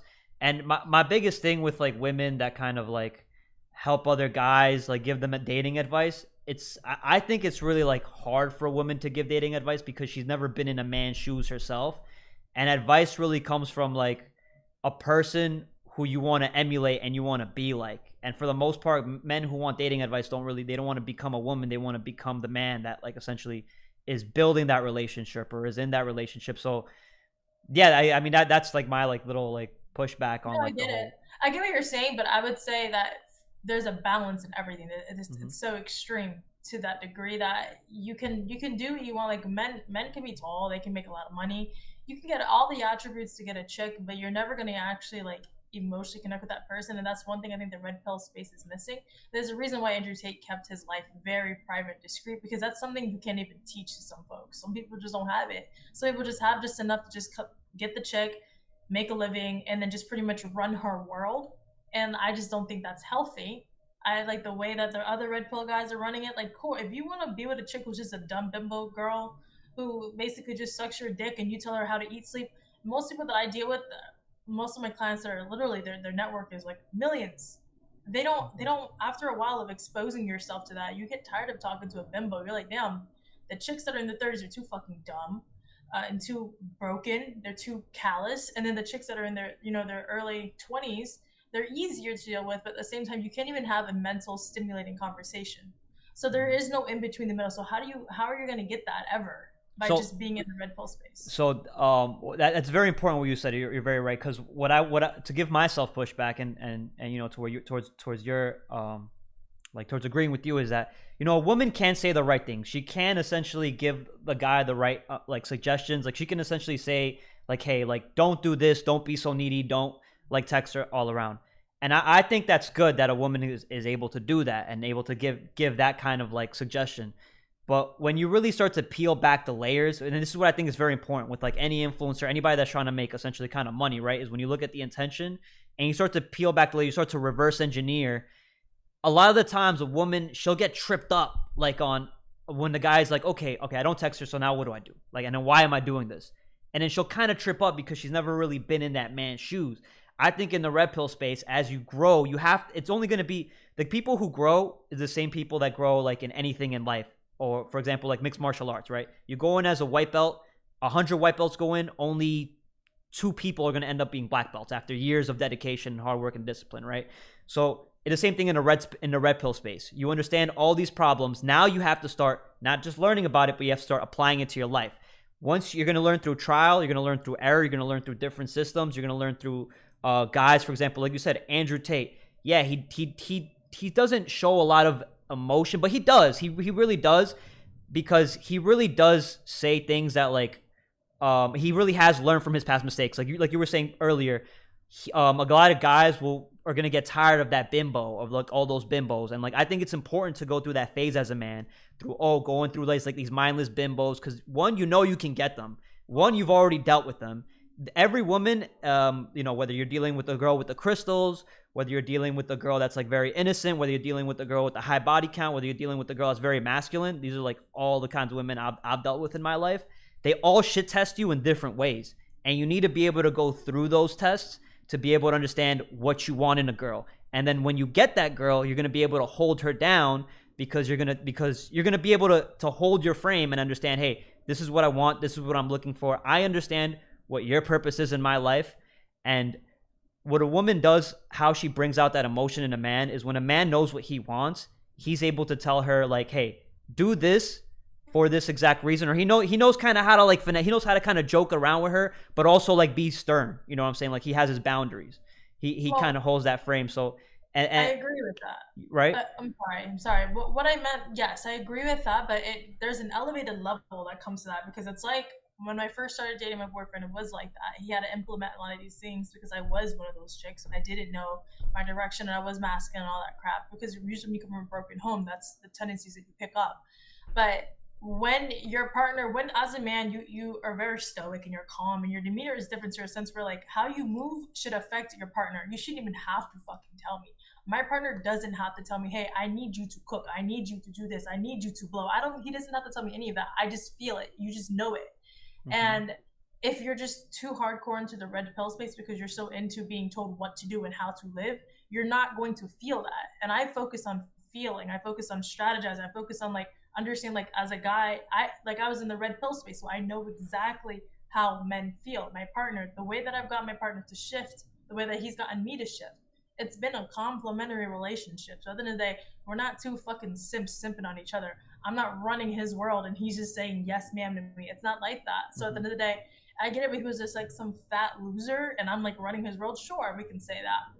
But I would have to say, objectively, we're two decent looking people, and I like the growth, and I've seen it. We went from red pill, which is basically the structure of what you need to successfully have a relationship with your partner or in business or anything. It's a great structure. I will knock that. But you have to find depth, and you have to find the purpose, and you have to know how to strategize someone's emotion, because everyone's going to be fucking emotional. There are guys in that space that are writing in the comment section constantly saying, no, fuck this, fuck that. Bro, you're emotional. Because at the end of the day, if a guy pulled back, I'd be like, damn, he's not saying shit. Maybe I'm crazy right now. Let me change the way I'm delivering my message because this guy doesn't say nothing. But if you're sitting there and you're valid, like Myron would say, don't ever argue with a female. So if you're sitting there and you're gaslighting me up and you're calling me this, bro, you are just as much as a female than I am. And I've lost my respect for you. So that's why I'm saying I understand the red pill space, but it just sucks that it's given too much room for men to talk too much shit, where it's like, Are you trying to fix the problem, or are we creating community just to cry and complain about how shitty women are? Because as a woman, I will have to agree, women do some dumb shit. Yeah. But now I'm pointing back at the guys, like, what the fuck are you doing, bro? You living at home? Your lifestyle, your choices, what you engage in, you're constantly in gossip. You're gossiping more than women do. So to me, it's like, how are you expecting me to respect you and be feminine when you're being just as much as a female than I am? Is what all I'm gonna say about that. And how do you respond to these people that are like basically saying all these like negative comments? How do you respond to them? I don't, because the thing with me is like when a guy chooses to be more feminine than me, I'm gonna show you how it feels like to be a bitch since you want to be one. I'm gonna pull back, and I'm gonna tell you I'm gonna smile and let you do you, just like I did that with all the people that I worked with here, and they showed that they're masking what they only have, and that's okay. If you need to fake it to where you need to make it enough to kind of like get your gist, that's fine. But if that's just your entire personality, it's not gonna last. The thing with like people don't understand is like I can spot that shit a mile away. I can see who's actually like handling bullshit. And if you can't handle a simple feeling of how you don't like this chick operates or how I'm saying something, that says a lot about you. So what I do is I pull back. You want to be a girl? I'm gonna let you be a girl. I'm gonna pull back. I'm gonna let you see how goofy you sound when you realize you're ranting and blowing up the DMs or blowing up the comment section. Because the same way that those guys would say a girl is toxic, if you're blowing up a comment section to that degree, I can only imagine you blowing up your ex-girlfriend's phone, calling her a dumb bitch, she's a whore, da-da-da. Bro, why do you think she was a whore? Why do you think she was acting that way? Because you engage in it, you ignite all those activities, you give her every reason to go find that source somewhere else. If you don't create that safe haven, like Tate, he can create that safe haven for his girl, his kids. That's why they're sitting ducks. But if you haven't created that safe haven, you're wanting women to be fucking calm and feminine and also work a 9 to 5 and then have your kids and cook and clean. Bro, are you crazy? Like, that doesn't work that way. So I pull back. If you want to be a girl, I'm going to let you be a girl, but that's not my place. I have zero interest in engaging in those activities because I really want you to think about your actions and reflect on it. And oftentimes they do, and if they don't, they're just as delusional as the females that they claim that they hate. And what I was going to ask you is, well, okay, so just real comment to the basically the guys that sit here and rage and they like blow up the phone and all that. I see that a lot as like a Call of Duty lobby when I was younger, and this is all we do. We sit here, guys are worse on each other than I think they are on women for the most part. But you know, when women in this space, they definitely do get shit on a lot. And you know, women I think are gonna respond. They react. They don't really respond. As a guy, when I get all those hate comments, if you go look at any comment that's under it, I always take it with a grain of salt and I'll laugh it off, or I'll either make a joke back on them, something light humor, something. Because that's kind of how you de-escalate the situation. Because that's like kind of how guys talk. Like we just shit on each other. Like that when you're in a group, a circle with a group of guys, we just shit on each other. It's just funny. That's just kind of how we communicate. Because we're kind of testing that masculinity. Like, are you gonna fold? Are you gonna be a little bitch? Are you gonna react or are you gonna respond? So and that's the way I really see a lot of these guys that sit here. They're frustrated. That's what they are. They're frustrated and they need to be helped. And Andrew Tate, you know, like all these people in the red space, they're finding ways to lead by example. They're doing their best. I don't want to say they're doing, you know, like the best, but they are trying their best at the moment in time, I think. So I think, you know, for women, it is a lot to get like reactional. I think for some guys, they do fold as well. They get very reactional instead. And that's where you got to really understand that like these guys, they live behind they live behind a computer. I know that. You know what I'm saying? That's why I stand against that. That's what I'm saying. Like, it's fine to play video games. It's fine to do all those things, but everything has to have its limits on it and boundaries. It's like, you don't bring that shit into the real world because that's why a lot of people have anxiety nowadays because I do mental health, all the above. So to me, it's like a lot of people's anxiety stems from the fact that you're only used to being ballsy behind the computer on that keyboard warrior. You're strong behind there, but you can't even formulate a genuine conversation with someone. You have zero social skills. So to me, it's like, I understand that's like guy lingo, but for the most part, if you're having problems with women, for example, let's metaphorically speak, I may lose some folks. If you have great credit, nobody is turning you down. Nobody is going to turn down selling a house to you or a car to you. So therefore, if you are a guy and you are living on this earth 30, 40, 50 years old, you can't find a girl that you can connect with, at least 70%, you are the fucking problem. I don't care what anyone says. Women are, we already established that shit. But what about as a man? You're supposed to be living your life continuously doing you. building up your funds, your knowledge, everything that values you, that women want to gravitate towards. And a lot of times people have lost that. So when they're dealing with me and they're complaining about their problems, they're saying like women aren't shit, because I want to say that I've understood enough to create that gateway, and I see the perspective, but I'm not going to listen to the pandering, because I'm like, bro, like, I'm, as a female right now, if I'm not even attracted to you, listening as a coach, as a human being, as a neighbor, as someone in the elevator, bro, there's no way in hell that women will like you for just your dollar sign. You can get them in the door, you can pay them for the table, you can get them with your height, you can get them there, but they're not going to stick around. They're going to disrespect, they're going to cheat, they're going to post their little dirty pictures. That's why they do these things. Yeah, facts. To move on from the conversation real quick, I did want to ask you, like, what in your definition, what's a high value woman? I guess that's just strange. I haven't used that fucking word in forever. A high value woman is somebody who understands her place in life, discipline, loyalty, understands how to be vulnerable. It's like to check off literally all 10 things. So there's no exact way. I guess I really haven't thought about that, but it has nothing to do with money. I don't think that women have gotten the gist of that, but it's really just understanding to keep your innocence, your purity, and purity doesn't have to mean you're a fucking virgin, but it just really means you have to be vulnerable enough to complement the person that you want to be with. And a lot of times these girls are trying to compete and challenge with men, and that's why they're miserable. Mm-hmm. And I can see that's the biggest flaw. So I think high value just means you haven't been tampered by the world physically, emotionally, and all the world. Okay, yeah. So protected, right? Because like that's what our purpose is in life. A lot of guys are frustrated. You know, they don't understand that there's just two things we got to do. Two things we got to live up to every single day. We got to learn to provide and protect. Why do we go to the gym? We learn to protect ourselves so we can protect others, right? Why do we sit here, we work so hard, 80 hours a week in our 20s? Because we got to provide. We got to be able to be stable. We got to be able to maintain. We got to learn a skill set. We got to improve. We got to become the best. And then we essentially want to find a woman that, like, is like you're saying, is pure, that has protected her own innocence. And then basically when she finds the right man, that guy is going to sit here and bring her in and protect her, right? Because that's what we want to do inherently. And when a woman that like isn't trying to compete with us, she will bring that out of us. As long as we've been, again, disciplined in providing and protecting throughout our lives, the right girl, when we choose and select the right girl, she will bring more of that out of, like, she'll bring that vulnerability out of us, is what I'm trying to say, like that emotion. Because what I say a lot is that men are naturally inherent. We're emotional creatures. Humans are emotional creatures, right? The thing with men is that we have to push our emotions aside, right? Women, what I think women have to do is, because they don't need to push their emotions aside, they don't need to become masculine in that sense. What I think women have to do is they need to sacrifice some of their happiness. Men sacrifice their emotions, women sacrifice a little bit of their happiness in order for duty, right? And like what a high value woman would be to me is very simply, you know, what Kevin Samuels used to say is feminine, beautiful, inspirational, right? Like a woman that really is in touch with her femininity, is really, you know, protects her body count, doesn't have to be a virgin, but is very aware of the people that she's allowed in her life. She has a good behavioral traits, good behavioral habits with her parents, right?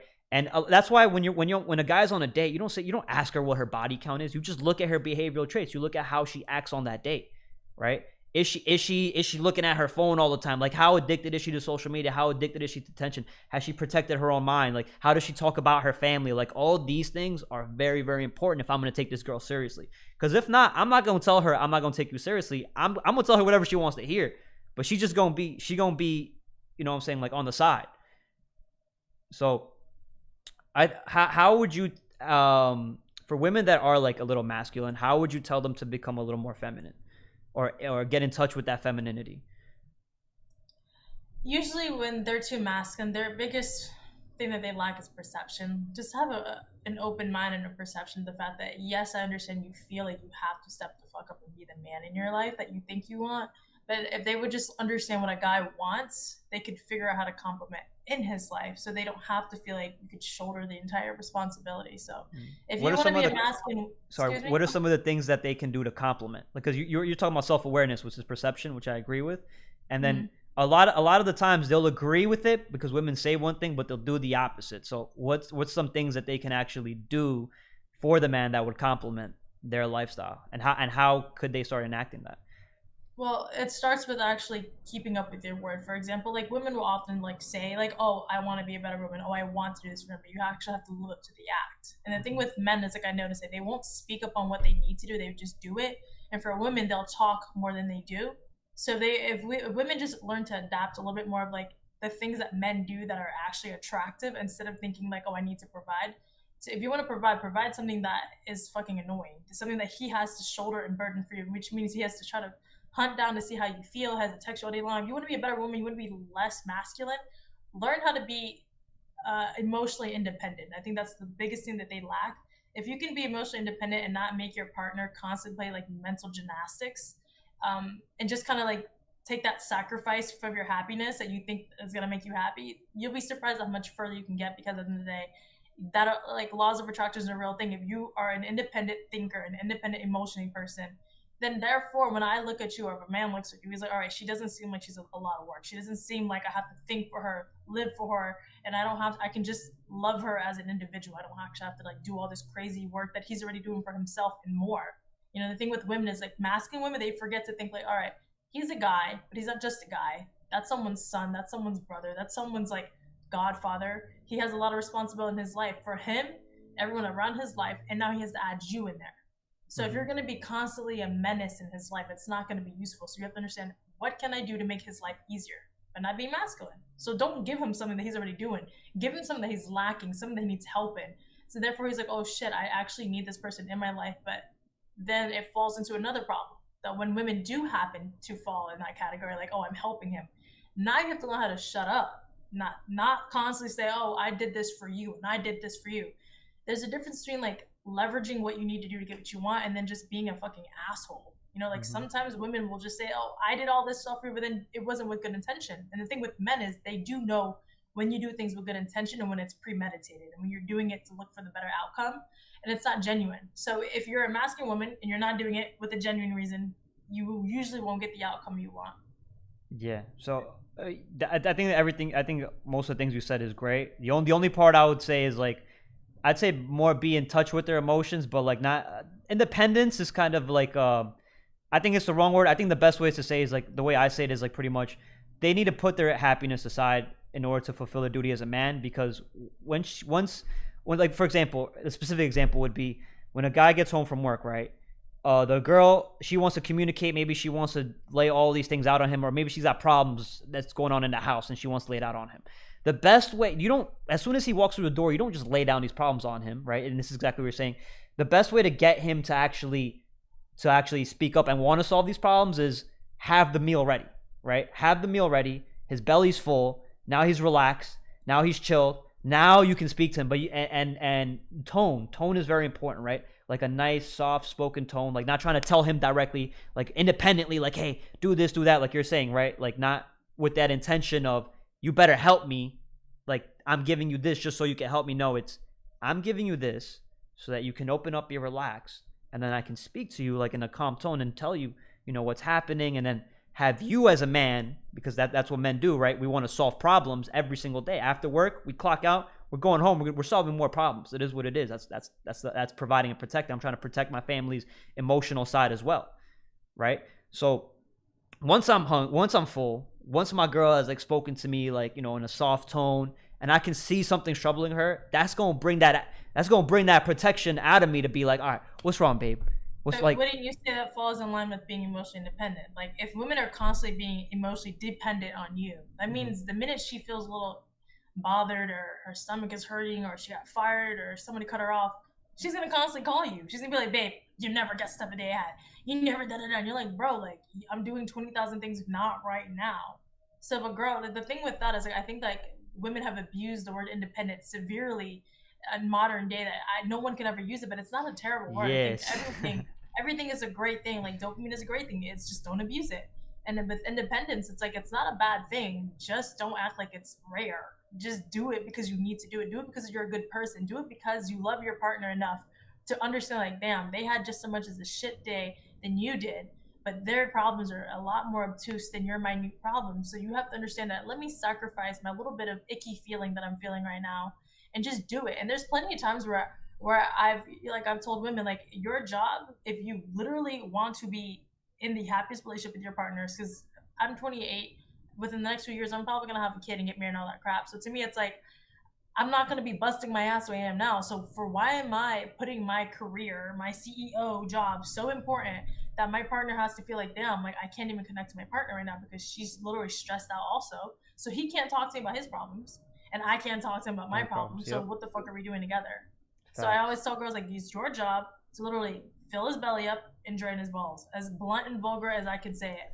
But at the same time, it's beyond that, because like the side chicks would do that, bimbos would do that and expect the wifey stuff. So you actually have to be the chick appointed as the main girl before you even do that. The only problem with the bimbos thing, and you do raise a good point for men in his life, is that the bimbos, it's more transactional. It's more materialistic. It's more like about money, right? And if you're in that phase in your life and you got that bread, like do it, but it's short-term game for a long-term problem. Like you're going to face problems down the line that you don't really want to deal with.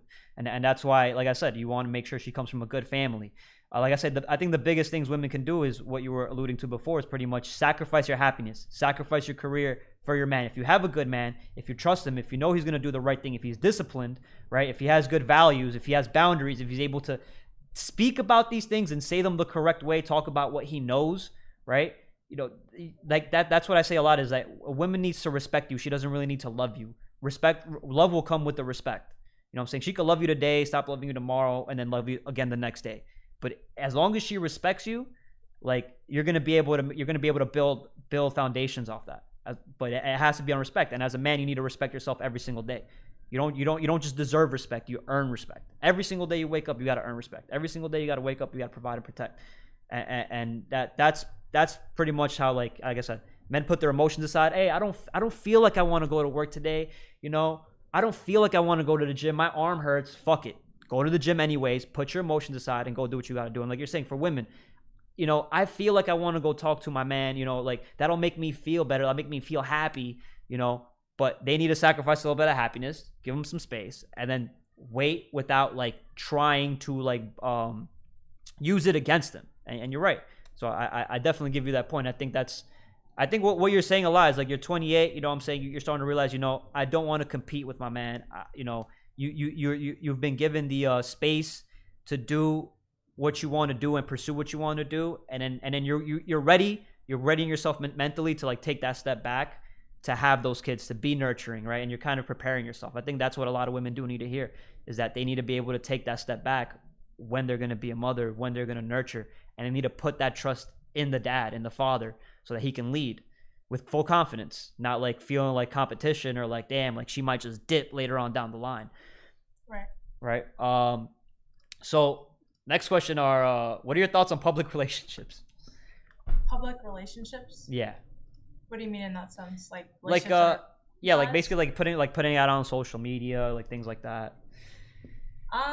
I personally think that all my relationships, like with my family, my friends, my partner, like I don't like to publicize those things, just because like I am on the internet, I am doing these type of content. So I as a content creator don't think it's important to do that, just because when they don't like something I say, they attack my family, also they attack my partner, and he's in a place in his life and his career where I prefer that not to be a problem.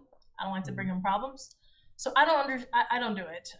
I don't think that's necessary. But a lot of these girls out here who make that their goal and priority, if you're an influencer and you get paid for that, I think it's stupid. But I just believe in privacy. I think that's really important. I think that you should cherish that the most. But it sucks that some people abuse that and pretty much have secret relationships. So I personally think it's important. Okay. All right. I don't know. I got that question off an interview I was watching today. What is advice or a suggestion you would give to men on the first date? For men on a first date, for him going on a first date, right? Yeah. I would say for men to really, how do I say this? Hold back, not say too much. The thing with that is like some people tend to trauma dump and overshare. And if you really go on a date with a girl and you are at a good self-improvement, I hope everybody's here at a 7, 8, 9 in their life. Don't go on a date if you're 4, 5, 6, you'd be highly disappointed. And the reason why that's a very tricky question, because if you go on a date and you're simply just a wallet, then you're gonna have to perform like a little monkey. But if you are a good place in your life to actually bring value to that person, and she actually wants to hold on to you, then just sit there, observe, let her do all the talking, so that she was like, you know what, I've been ranting off for fucking 30 minutes. I don't know anything about this guy. I want to get to know. Let me ask questions, because when you sit there and you overshare, that's being vulnerable. And it sucks that when you're vulnerable, people tend to judge you. Women will judge you because it's like they're selfish. It's like, oh, I didn't ask you that. So it sucks, but this is just the game of life. I don't think it's just a man and woman thing. It's just a world thing, society thing. To always pull back. I wholly believe in just sitting there and letting people and people watching and letting them observe you while you observe them, and you'll really see who's really holding on a facade and who's actually being themselves. And oftentimes you'll find out that you're not compatible with that person, or maybe they're oversharing, and you'll actually make them sit up straighter. You'll make them pretty much figure out how to be interesting. Yeah, honestly, that's actually really good. I think, you know, some of the few things that I took from that for sure are pretty much like, don't overspend on a girl on the first date. That's like a big no-no, because like you said, you're gonna be like a monkey jumping over hoops. I think, you know, keep it very simple, keep it very local. If anything, kind of get her to like even more or less come to you, see how interested she is in you. And then when you're in the date, pretty much don't give too much away. Like, keep that kind of mystery, and then see what she says, how she speaks. The questions that you should be asking, and again, not sharing, but you should be asking when you're on a date, I think, is you should understand what you want and what you're looking for on that date, right? So when you're asking these questions, see how she answers it, and then you're gonna, as a guy, you have a kind of a category in your mind as to where you're gonna place this girl based off the way she answers those questions. Like I said, guys need to be able to understand women's behavioral traits and then be able to categorize based off that. Because at the end of the day, you're on that date, you're spending time there. You shouldn't sit here and just kind of like end it abruptly or like anything like that. You should see where it's going. If she's giving super red flags, like super things that you're just not down to deal with at all, like she's being traumatized about like her boyfriend or shit like that, like, you know, or like talking super masculine or some shit, like things you're just really not willing to deal with, then yeah, I would say like dip out. But keeping back, understanding what you're looking for in the conversation, asking questions. And I think most importantly is seeing that if she asks questions to you and if she asks questions back and seeing how interested she is, that is going to place her more towards like that wifey category, I think. So that's actually W. This base answer. I do respect that. What are mistakes men make on the first date? So I guess we talked about overspending, oversharing. What else do you think they could do wrong on the first date? I think expecting too much. I think like anything I do in life, I have a very low standard when it comes to people, because I know they're bound to fuck up. And if you go on a date expecting to fuck, you're expecting to be wowed, you're gonna be highly disappointed. So majority of the time, every business deal, every date, any type of encounter I've ever had, I know that most of the time people are lost, confused, and they're gonna fuck up, and they're most of the time boring as hell. So if you go into that state of mind, you might actually be shocked every now and then. So I think that people expect too much from people. Then you end up having this whole hatred against women. I've met a lot of people where, for example, I have a family salon back at home. We used to work on people all the time, and men would come in, and you'd see the different energy that would shift. As soon as a man walked into a woman's environment, the type of man it is, it will dictate how women act. So immediately, I remember there's one incident where the guy walked in, pretty good looking, you know, he was tall, he was like calm, and he pretty much sat down with a really like good posture, and it made all the women went from talking shit about their personal lives to just like getting quiet, just looking at each other. And I think that's something that people don't realize. Like, this guy didn't give a fuck. He was just there to get his shit done, get in and get out. And he wasn't expecting to have a good conversation. He wasn't expecting to have someone, you know, that knew exactly what they're doing, because he told me, he was like, hey, I don't really expect nail salons to do a good job. I expect them to just do a mediocre job and just push me out like some sweatshop. And he was like actually very pleasantly surprised that it was good service, very clean, good looking people there, and all the above. Like, it's rare. So that's good. That's good. I fuck with that answer too. What are your thoughts on open relationships? I think open relationships are stupid. It doesn't make any sense. I think by now people don't realize it. Men are territorial. If he actually does like a chick, the idea of her getting smashed by another guy, it's not realistic. And also, women are very emotional. So if she decides she wants to sleep with you and then sleep with another guy, I just don't see how that's working, in a sense where you may be the 80 that she likes, but then that may be the 20 that she needs. So therefore, you're just a placeholder in what conveniently plays in her life. And then for the guy, like, well, my partner, I just don't see us being in an open relationship, because him is like, I'm a territorial guy. The idea of someone being on you, it's a no-go. Like, it's the idea that you're even spending time, and let's be real, sex is very degrading for women. The position that you're in, the things you have to do, but you have to submit to someone that you love and trust. So therefore, if you don't love and trust some guy that's smashing from a Tinder date, then what's the privilege of your man dating you? What is the privilege that man providing and taking care of you? So I don't understand why people do it. I think that's a very strange thing, but to each their own. Okay. And what do you think about an open relationship, open on his end, closed on her end? Listen, I think that's another thing that the red pill promotes. I understand why that happens. Like I said earlier, the women in their 30s are scorned, have kids, have baggage. And a lot of these guys, like one of my biggest clients literally is self-made, and he's mentioned all the time. It's not that I want to date younger, it's just that is the only cleanest option that I can pick, because she's not going to argue with me. She's not that damaged. She's not annoying. She's just there, and she's still, she's still fruitful, basically. So I understand why it happens, but I don't agree with it. I think it's stupid. Okay, somebody in the chat just asked, should a guy cry in front of his lady at any time? No. No. Why? No. Because in all situations, like when you're going through something, I would say that is something that you have to go through alone. I can empathize for you, but I can't fix it for you. And if you're crying in front of me, not only do I feel like shit, I can't help you, I can't solve it.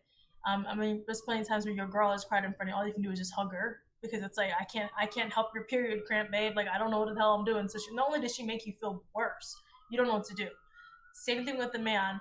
If my man cries in front of me, it's not that I've don't lose respect. I know a lot of people think that's trash. I just feel like shit, because I'm very emotionally connected to him. So when he does hurt, I hurt. When he's happy, I'm happy. So I just don't know what to do in that situation, because I already feel for him on a daily basis, and I take all the measures to make sure that I can help him in any mistake that happens on his end and that is conflicted with me. And if anything does go wrong, I tried my best, and all I can do is support you. But if you're crying, now I don't know what to do. I'm just gonna sit here and just kind of like, fuck, like, all right, are you good? Am I just gonna pat you or something? There's no solutions to it. Crying is just another form of like emotions that I think it's not necessary. Yeah, so pretty much a guy should never cry in front of his girl.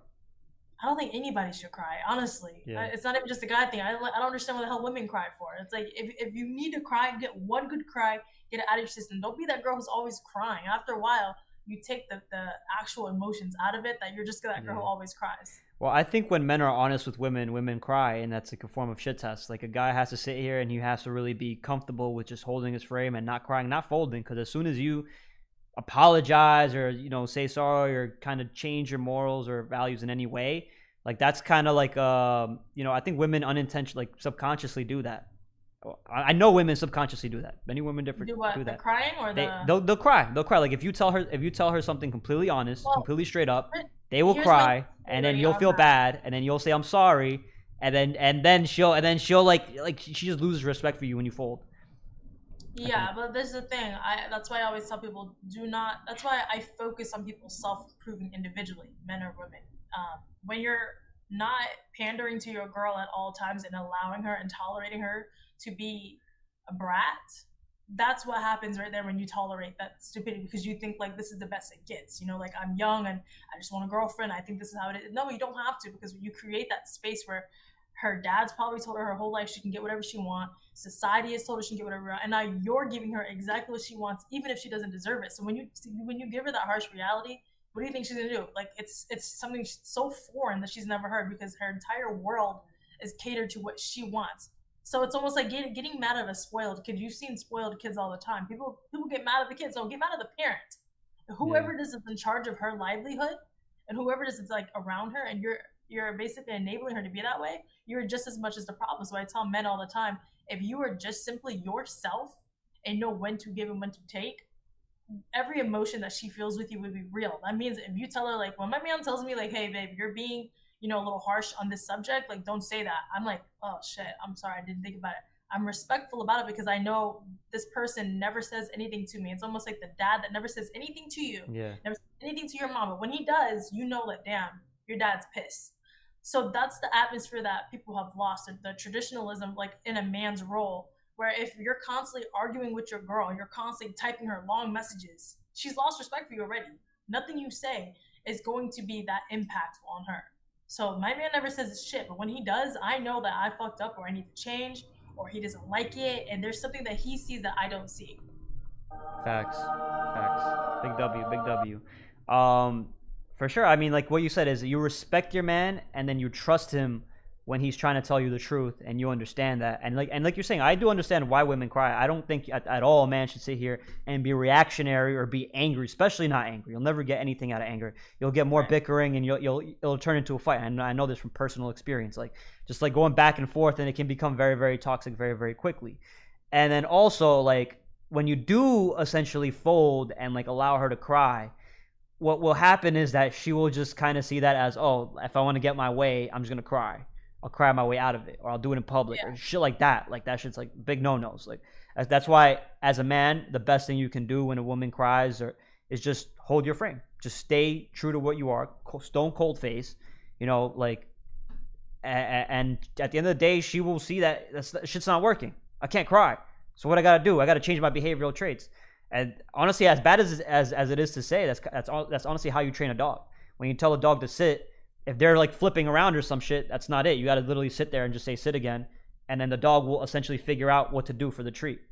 So like it's I think it's called positive reinforcement. That's what it is. So like you can't like reinforce negative behavior by like being like, oh it's okay, like don't cry, like no, you just got to be like, no, this is exactly what I said. It is what it is. You got to handle the truth. Okay. So, but yeah, that was on crying.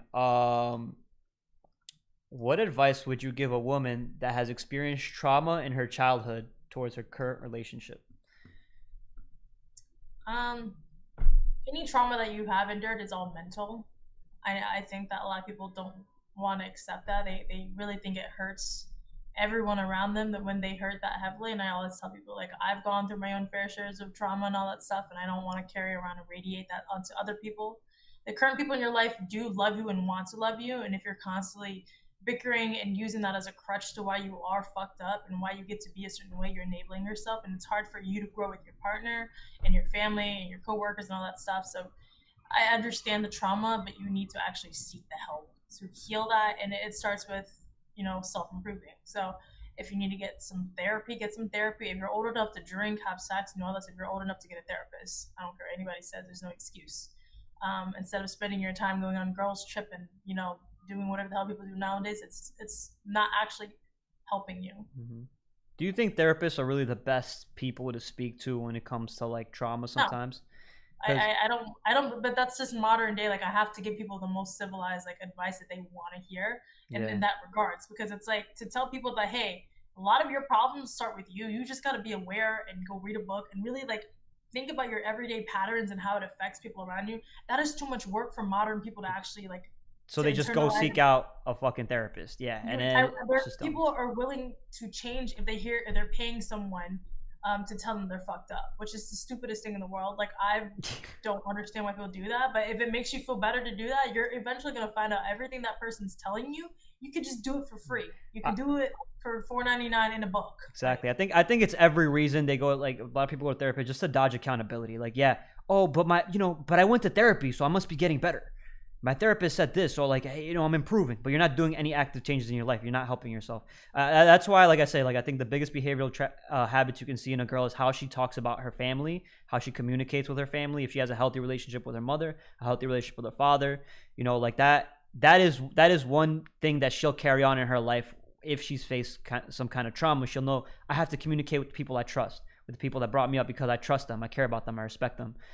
And you'll just see that kind of behavioral trait. And for example, for a woman who unfortunately doesn't have that kind of past, then I would say, yeah, seek, if you don't have any close friends, maybe seek somebody else to speak to, but try to speak to somebody that like you kind of inspire to be, right? So like if you want to inspire to be a woman with like a husband, and like is able to maintain a relationship, and she's got good behavioral traits, and you're understanding what men want, I would say, you know, go speak to her. Maybe she can help you. Maybe she can help you understand. But at the end of the day, you're right. Self-awareness, you know, reading a book or something, and then finding patterns in your day to not put that stress on somebody else. That's truly what a woman can really do, right? Is like, if she's feeling something, what I think is women that are like have been affected through childhood traumas, like they tend to just become masculine, right? Because like that purity is, maybe it's been affected in some way, and now it's like, nah, like I got to be independent. Like nobody's gonna help me but me. But it's like you got to be able to also, again, trust, communicate, and then like kind of like show respect, and handle the situation differently. By like not being too aggressive. You know, I agree with that. Yeah, I think people don't see that anything traumatizing that has happened to you in life, like it's not personal. I know that's the big thing people don't want to hear. Like when you have shitty parents, I tell you, even if your parents beat your ass every day, it was not personal. It's a simple fact that they don't even know how to handle their emotions and how to make sure that you don't turn out like them, or whatever road they think you're turning down to be. Whatever it is that happened to you was something that was a result of people thinking that was the best way to handle the situation. There was no premeditated way to instill this into you. Like nobody had a plan on how fucked up you were supposed to be and how great you were supposed to be. And if you really look at it from that standpoint, you'd start to understand, like, you know, I can't carry this hate and this burden with me all day long. I need to eventually just heal myself from this shit and move on, so I can create the life I want with the person I want. And then what advice would you give to a man? As far as the same thing, it's the same thing, like the same thing to that degree where it sucks because there is a bigger responsibility for men to have to create themselves and bring value to themselves. I completely understand that. But at the end of the day, you have to do that and you still benefit from it, even if it was shitty on how you had to get it. You still benefit from it. So it's like, to complain about your journey, to complain about what people don't understand, it takes away from the value of you being the man who did that. You know, so the women are gonna kick and complain, but at the end of the day, somebody still needs that vagina. You know, like somebody's still gonna smash her. But as a man, when you lose that credibility and you don't understand, like, this is your role that you were ingrained to be. You know, you have to resurrect your identity from a little boy to a man. So if you're gonna sit here and complain about it and pinpoint, like, you know, I didn't have anything, I came from the hood, or I don't have a mom, I don't have a dad. There's a lot of people sitting in the room that don't have the same things, so you're not special. Once you realize that you're not special, you'll do everything in your life to bring value, to create that special character about you, to make you stand out without even trying. Exactly. I see it. You definitely got it right. So like the biggest thing that I really wanted to point out here was pretty much like, trauma builds a man, and like trauma devalues a woman.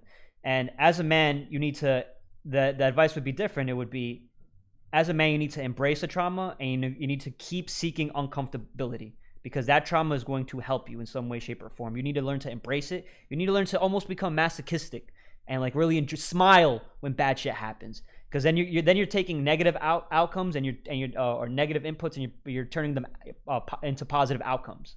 So as a man, that's really how you build yourself. You need to embrace it. You can do it by going to the gym. Say, like, the trauma for women isn't supposed to be, there's no difference between a guy and a girl in the sense where I've actually had way more trauma than my actual partner as far as like our childhood, the way we grew up. And because of everything that I did have to grow up and instill for myself, it actually made me more relatable to how a man actually has to live. You know, I had my own brother who, you know, passed away at a certain age, and I understood the stress that he had to carry. And I actually was able to understand like how men live and actually how the world is as a whole. And when you understand that as a woman, instead of reacting to it and carrying that burden, like, why me, you actually have a better insight of what goes on in the world. And that's the only reason why I would say, like, today, to this living current moment, why I have a good relationship with my partner, the men in my life, you know, the uncles and any man that I interact with, whether it's social media, working, or in family and business, where I only have a good relationship with them because I understand the struggles they all have to do, and the fact that they don't realize that it sucks. I know that they see that, and I feel what they feel, but like, to them, I'm just another girl, and that's fine. I'm not here to validate everyone's experience, but I do recognize that, and that's the only way where, if you realize that trauma isn't bad, it's every experience is a lesson. And if you take that, instead of hurting and crying and complaining, you can get so much further. That's fact. Well, if you don't mind me asking, where like what was your like family background? Like how'd your family grow up? Was it like a mother and a father? Was it like was it like shaky? Was it good? Where'd you? Because I want to know where you really got like a lot of this like empathy, not sympathy, empathy for like men. You know what I'm saying? So I grew up in a domestic home. My mom and dad was very domestically violent with each other. I left home at like 14, so immediately I didn't want to deal with that because I didn't understand why they were so violent with each other. As I got older, I understood why they were constantly butting head, because traditionally most immigrant homes, like the moms are very masculine because the fathers just work. They work and keep their head down. They bring the bread home, and then the wife distributes them where it needs to go and how the household runs. And usually because you come from another country, you're very masculine because you're trying to make sure you never live that poor ever again. You're the poverty, the idea scares you because you're in a land of opportunity. But the way that my mom chose to display those emotions, it affected the entire household because she was so erotic. It made him very erotic also, and they fought and they argued, and it took away her respect for him. And I didn't understand that as a kid, but I left. And once I left, and all these years I had time to reflect on it. And then I have two brothers. One passed away, and then the other one's still currently living. He hates women because of what he lived with. You know, I left home and he didn't understand. Why would you leave? Why would you leave? I'm like, bro, like, you don't understand. If I stayed, I can't help, and I need to fix myself. I need to heal myself from this chaos. And then now I look back, it's just a generational curse thing, and because nobody wants to see the bigger picture and have that empathy to understand, like, you know, I hate that was my childhood, but I respect the lesson that I learned from it, because I could take that and become broken and create that cycle, or I can actually learn from it. And not looking at my mom, my dad, my brother, my little sister. I have a little sister who I don't speak to, and she is a internet hoe. I'm gonna be really real. It disappoints me and it saddens me, but at the end of the day, like, who created that? The household, the parents. They didn't instill what they needed to instill, and they didn't create that core values in their kids. And then, like, going into my dating life, I understood, like, I was going to replicate all those same emotions and the things that I grew up in if I didn't understand to heal myself. So it was like a dog eat world where, like, you think about it from the manosphere point of view. Like, you guys want to be successful, you want to have a goal and a purpose. No matter what you've gone through, you have to see the bigger picture. So I asked myself, like, dude, do you want to live a life of misery, a project child? Or do you actually want to live a life where you're able to shake and do so much other, like, shake all the trauma off and build something from nothing? And I could say, like, I look back, I didn't have shit. You know, like, the respect I have now and the relationships I built now, it's like 10 years ago, no one would look in my direction to even ask for my opinion. No one even cared. I wouldn't be doing an interview with anyone. You wouldn't care to talk to me. And that's just the reality. And it's like, if I didn't heal myself from that and look at that traumatizing situation and realize it's not personal, they're immigrants, they didn't know how to handle the opportunities that were given to them and the emotions that they were triggered with. And this is where we're at now. That's great. I mean, what you said is pretty much life red pilled you, and then you had to. What I think entrepreneurs really do a lot, people that are very, very hardworking, is like they learn from other people's mistakes. And at some point in your life, you were able to really just kind of. I guess I don't know if it's like I was really trying to get to what triggered that, like to like learn from other people's mistakes. Constant. There's no like, so to me, there was never just one lesson that I was able to learn from. It was just like a snowball effect. It's like the definition of insanity is doing the same thing over and over again. Different results. So every relationship, like family, I ran away. Friends, I fell out with. You hear people like you were saying earlier, like if a girl doesn't have friends, she should seek therapists. If you're a human being and you don't have any friends, like to me, it's one thing to not be desired, but it's another thing to be desired and just have that wallet because you respect your own boundaries. A lot of people don't even have the power of being desired to be friends with, to work with. So I didn't have that, and once I realized like there's something going on in your life, like you're repeating all these patterns, and you're not happy with what people are bringing to you. Is it people or is it you? And then I started to realize, it's the way that I'm handling these problems, the way that I'm choosing to run away when I don't like something, and to get angry and be, you know, whatever, combative and all that stuff. And at this point, I was like, you got to change this shit. You got to find one person you trust, one person you respect, and learn from that and listen to them. Look at their lifestyle. Look at what they're saying. If it makes sense, it makes sense. There's logics to it. There's no emotions in it. It just makes sense. Mm-hmm. Yeah, you definitely self-reflected and self-assessed, and then like took active change, which is very, very rare nowadays. And you know that's why, like, you know, the book, like why women deserve less, because like the modern woman just doesn't want to. They don't see things in the way in which you've kind of see them, and the way life kind of made you see it. and that's actually a very inspiring story, to be honest. So yeah, my main point is just like that trigger point. That's like very much, but like you said, it's pretty much just it's having that perspective. Yeah, like just like really opening your eyes. Yeah. Yeah. All right, and then I guess we can get to the debate topics. Let's see. The first one was delusional narrative being pushed in the red pill space. You want to start with that? Oh wait, I thought we were talking about that the entire time. We weren't. Well, yeah, I guess if you want to just like sum it up real quick, like there's a delusional narrative being put, like women are delusional. Well, I guess we could start with like, who's more delusional, men or women? I don't know how you want to go about this debate. Well, it's a people thing. I personally think it's a people thing. Okay. Like I think genuinely, like most people are delusional. People are fucking delusional because in their world it's like I'm right. She's wrong. Like if I even want to glance at a comment section, I'm pretty sure there's a 50-50 debate of like why I'm fucking crazy or why I'm masculine and like why isn't she in the kitchen? Bro, let's keep it real. Yes, your girl being in the kitchen is good. That's cute and all, but if you really, at whatever age everyone is right now, they want to wife up a girl, you put her in the kitchen, pop out some kids. She's watching like some Teletubby shit all day long. By the time you get home from your social work life, you want to have a stimulating conversation with her, just like about just topics like this. How is she going to communicate with you if she's been watching fucking Teletubbies all day long? Mm-hmm. So I'm not saying that you need to be a boss babe or whatever it is these chicks are trying to do, but you need to at least have something that stimulates your brain and you're constantly just like working at all times. Your brain needs to be working, your body needs to have a purpose. And I think like, again, the red pill space is just pushing for women just to be just traditional, but we live in a modern world. So where's the happy medium? You got to find the happy medium. Like there's even at 35, I'm going to have a hobby, not a job that's going to keep my brain constantly occupied. So I'm not brain dead by the time my man comes home and there's nothing to talk about because we don't relate to the real world anymore. Mm-hmm.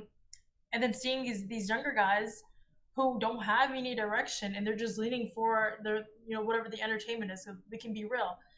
The stuff that's on the internet, it's all created for a reason. It's entertainment, it's education, it's all the above, but it's how are you supposed to cipher this shit out? You don't know. So you're picking all these news from random things. You're just pushing that narrative in your mind that women are crazy. Bro, you're crazy. I can sit here and analyze most of these profile pictures, the way they're talking, the way that they're choosing to display themselves. Bro, like, look at your life. Do better before you complain about what women want, what women should do. And it's a people thing. Okay, yeah. I mean, I definitely agree. Most people are just dumb. Most people don't think critically. Technology has come around and has essentially, I think, what's highlighted in his book is that technology and capitalism, both things hand in hand, have essentially made the war between sexes just a lot more stringent, and the gap in the dating market is just getting wider and wider.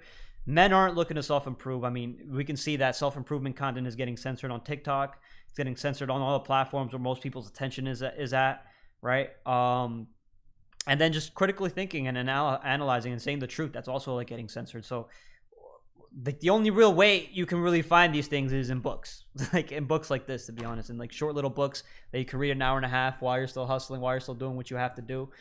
Let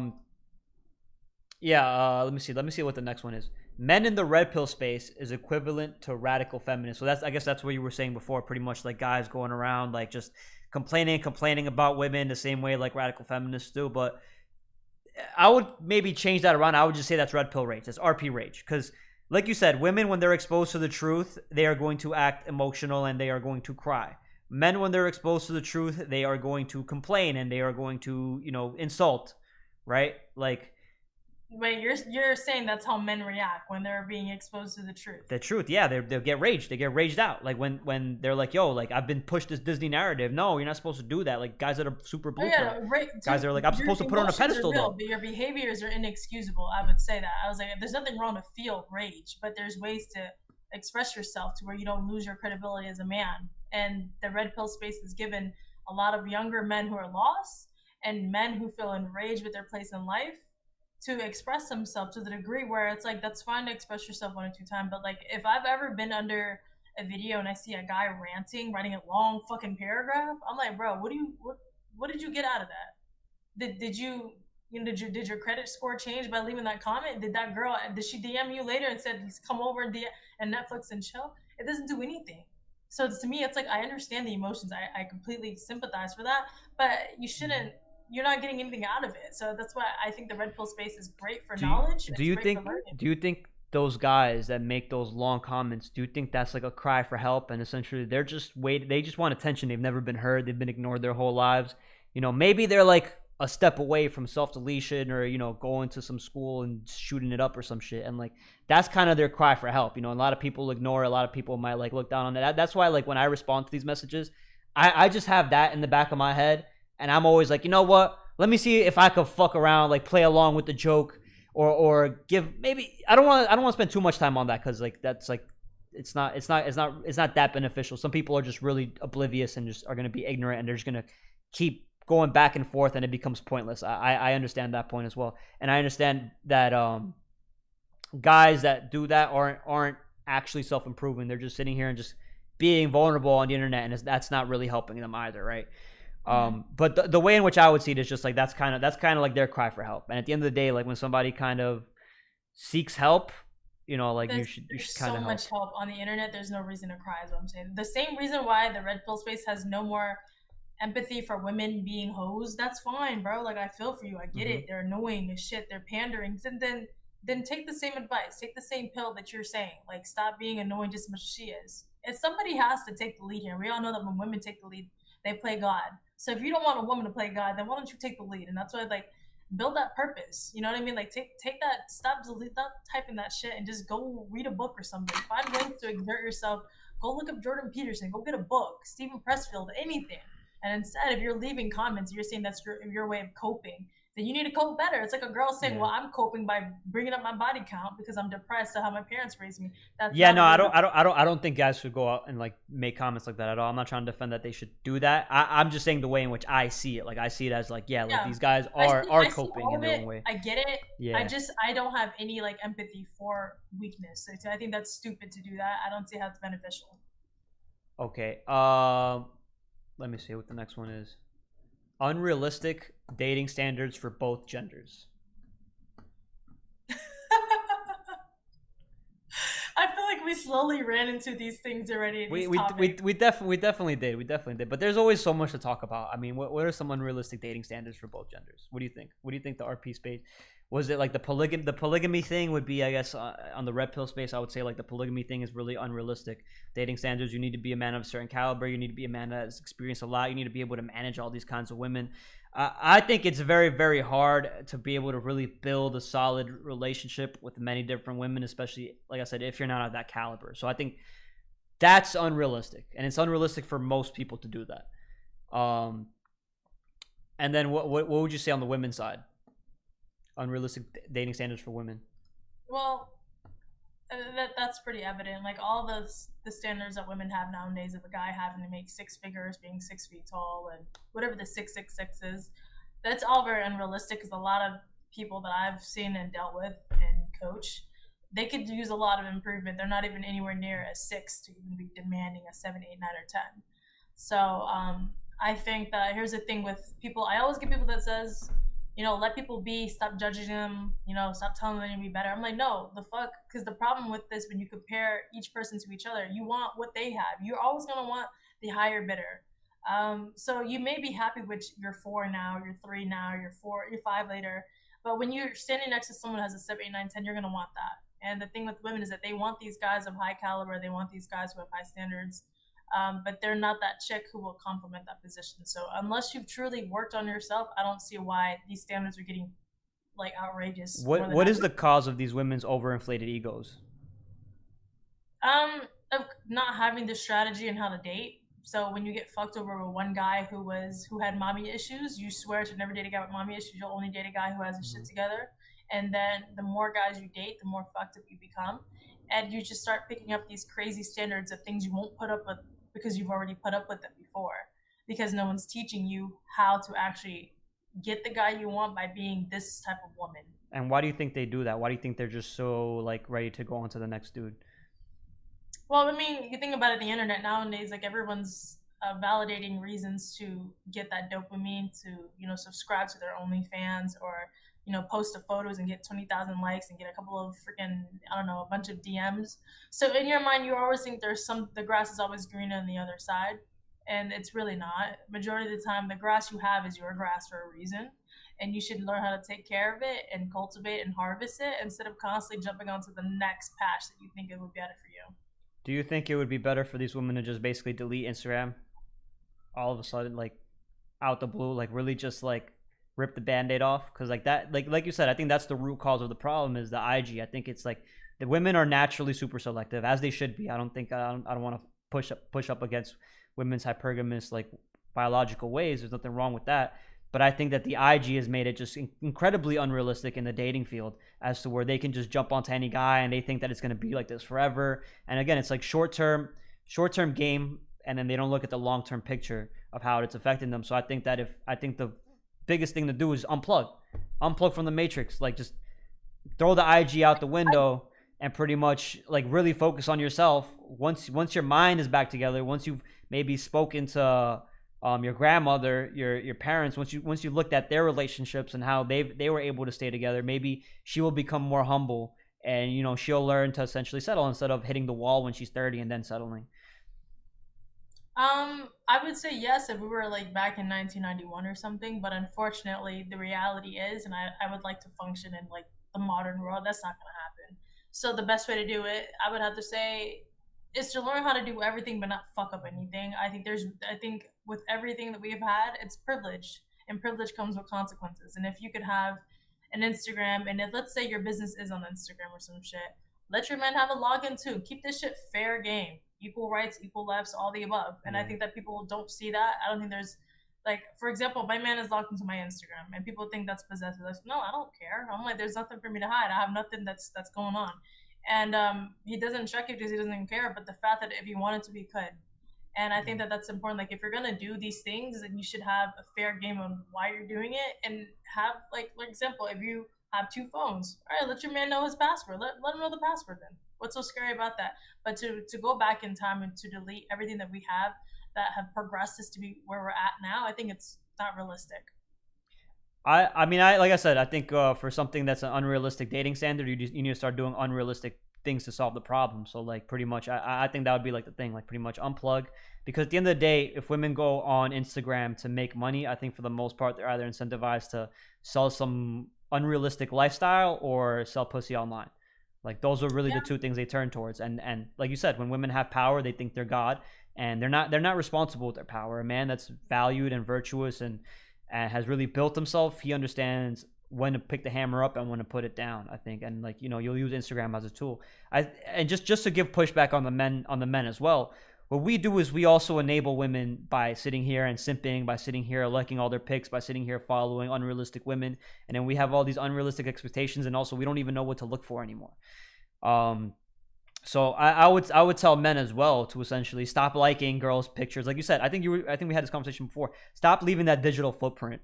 Really be aware and attentive as to the people you're following, the women that you're following. Maybe if you're not shooting your shot, if you haven't shot your shot, what purpose or value do they bring your life? Why did they just waste 3 seconds on your screen, and why'd you sit here and pay attention to it? It brought nothing to your life. So unfollow, unsubscribe. Don't give these women more money. And I think like I said, always going back to this book, like Why Women Deserve Less. And then you got the Instagram thing, right? Give them less attention on social medias. Like you got to start really gaining back control of your attention and thinking critically of everything you're doing throughout your day. Like you say, you got to be self-aware, and then you got to start implementing patterns. And I think one of the biggest things that men can do to better improve themselves is to stop liking these pictures. If you want to approach a girl and you see a picture, DM her. If you ain't good enough to DM, and if you're not a man of value enough for her to reply back, then there you go. Then now you need to improve. So don't sit here don't sit here and follow.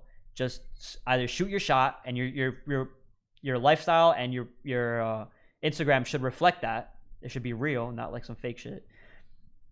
And I think that's the best way in which men can sit here and improve as well. And like I said, like for women, I think it's just pretty much like unplugging, because they, like you said, they can just post a picture as soon as they're feeling depressed, and they'll get immediate validation from the internet, from all these guys that are like, oh yeah, let me take care of those nails, $20. Let me take care of that pedicure, 40 bucks. Let me take care of your hair, $100 for no reason. They not getting nothing out of it, and they're still willing to sit here and pay. So I hear you're saying. I think that's I mean, like those type of girls that you're speaking on, that's like equivalent to saying the 5% of guys who are like the top earners. It's like I say like the women that are more the more attractive she is, the more delusional she's allowed to be. Yeah. So I mean, for that principle, if you want to say like delete or unplug, then but I mean, for the average person, I would say if you can have that perception as a girl on Instagram to realize like, why are these people liking your photos? For example, a lot of these girls who will post a certain photo, they'll get less likes than the other. The most promiscuous photos get the most likes. Yeah. And you have to really understand, like, if you are a person of perception, you'd realize, like, holy shit, this is what my man's talking about when he says this, this, and this. If you don't take that as a lesson, and you just take that as like, oh, I'm wanted, I'm liked, then why doesn't he like you when you post that smiley photo? Why isn't that photo popping off? Because he ain't showing your ass. So a lot of these girls who have hoe Instagrams will eventually delete all their shit and try to post like realtor stuff, and like no one's gonna buy a house from you. Like he followed you when you were shaking your ass, when you were doing OnlyFans. Like that's so the funny. algorithm that you have catered to your following is not there to buy a house. They're there to buy some ass and titties. So I guess it just, again, it depends. Like if you can really look at it from a learning tool instead of abusing it, it's not all bad, in my truest opinion. I mean, now that you just recently touched on that was my next subject. Numbers on social media doesn't mean money in real life. You want to elaborate more on that? So what I've learned from everything, I think that a lot of people think, when I started doing all this space, I was creating a lot of noise. I was gaining a lot of followers. Like both of my TikToks accounts were growing like crazy. My other YouTube was going really well. My Instagram was going really well. And when you're new to it, you think it's great. I'm gonna get let's say 100,000 followers. I'm getting paid from 100,000 followers. No, you're getting paid from like sponsors or some shit. And I think that's so stupid because like a lot of these creators that I met, they don't realize like being in this entertainment space, when you're in the entertainment space, you don't actually get paid like that unless you sell a book or a course or have something to monetize from. And I think that that's one of the things where I realized like I'm not here to monetize off of these things. I could care less. And that's why I've taken a step back. I don't know how it's been for you and what your goal is exactly. Yeah. But this space is very tricky because if you strictly aim off of like TikTok gives you that dopamine. You're like, yo, these numbers are growing fast. These are crazy numbers on here.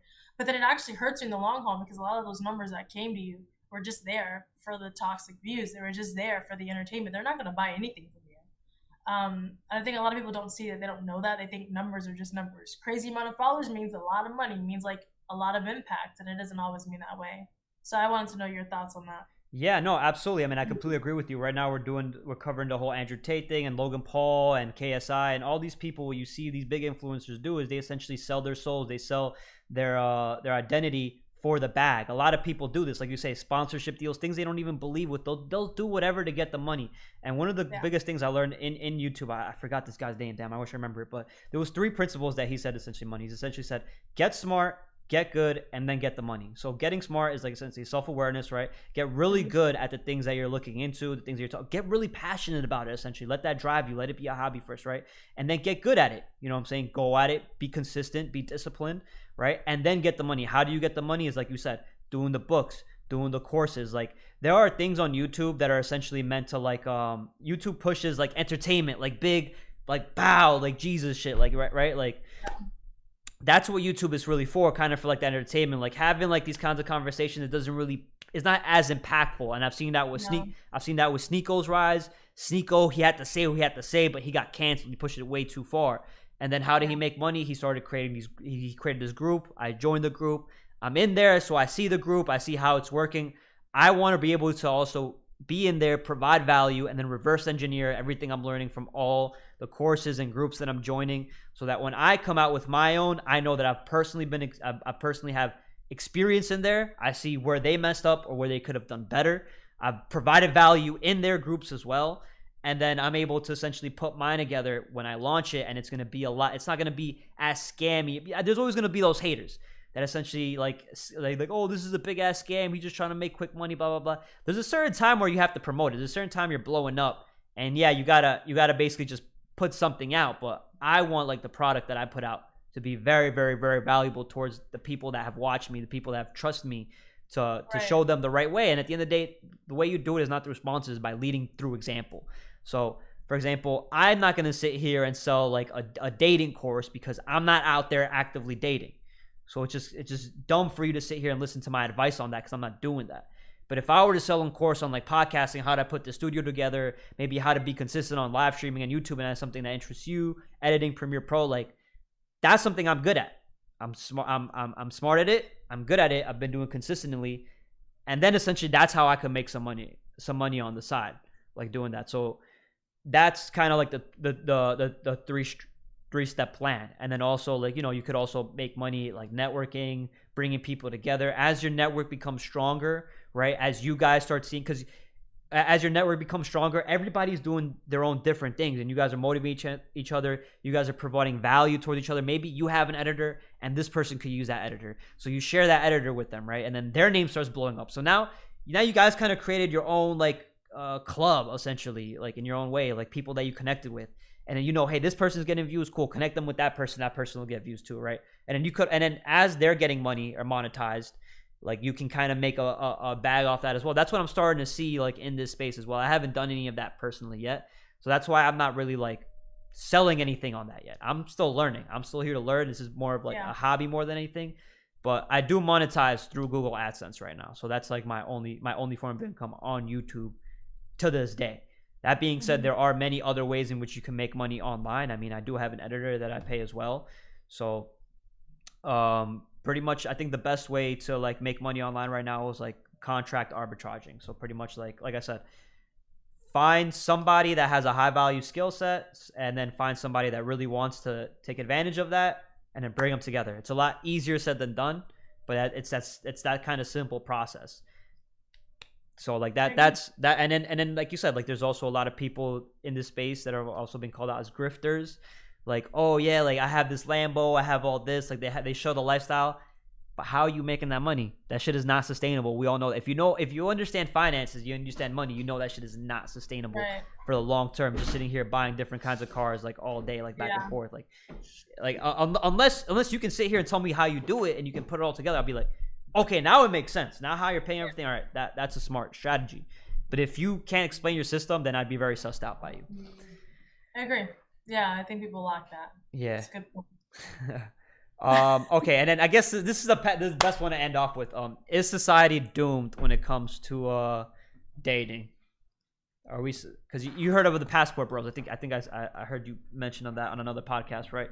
Guys are essentially starting to flee, go to South America, other different countries to be able to find women that are more submissive, where essentially feminism hasn't touched them that much yet. Yeah, I think that there's obviously the exceptions, but we're not going to touch on those guys. But it goes back to me saying that the guys who are kicking and screaming here, you're going to another country where women there are 10 times more traditional. Wait, is passport bros like people or just like a movement? I'm thinking it's like a movement.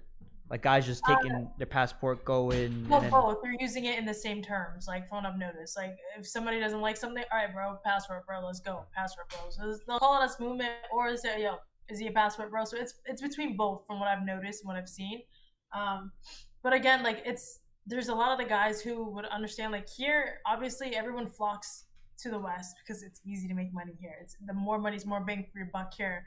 So this is what comes with this is the territory. So you actually have to create something of yourself to be successful here beyond just trying to land the chick you want.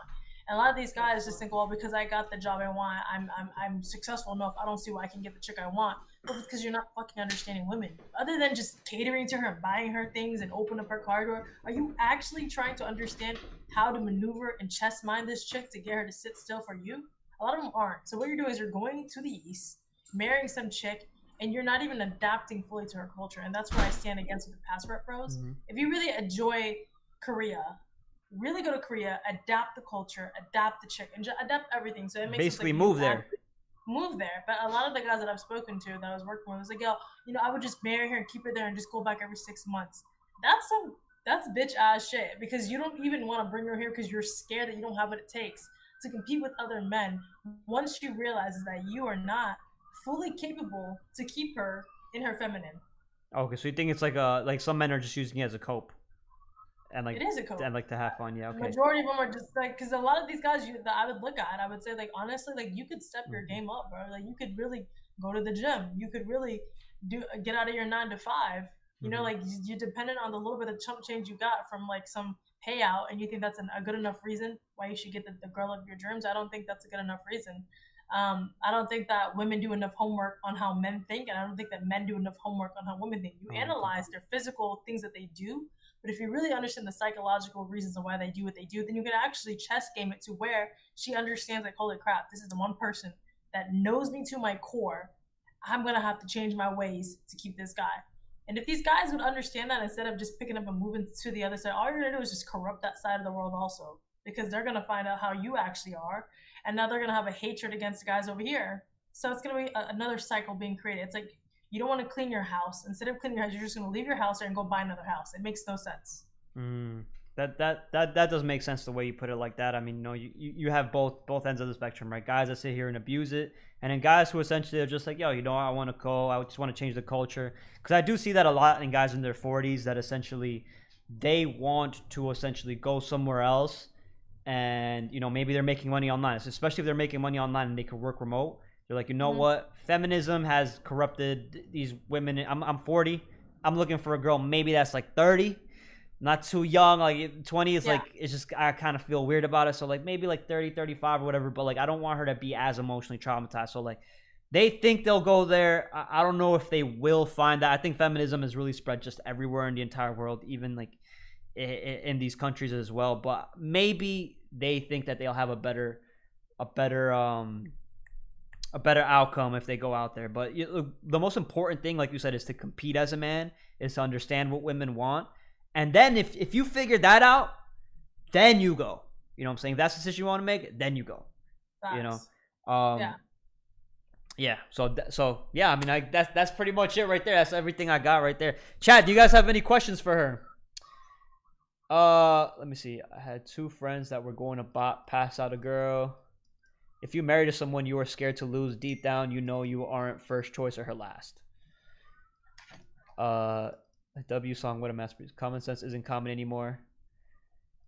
You should always be in the driver's seat, even if she's not your first choice.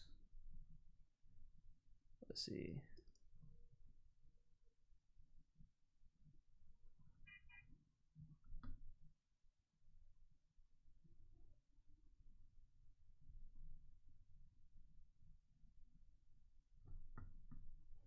Okay.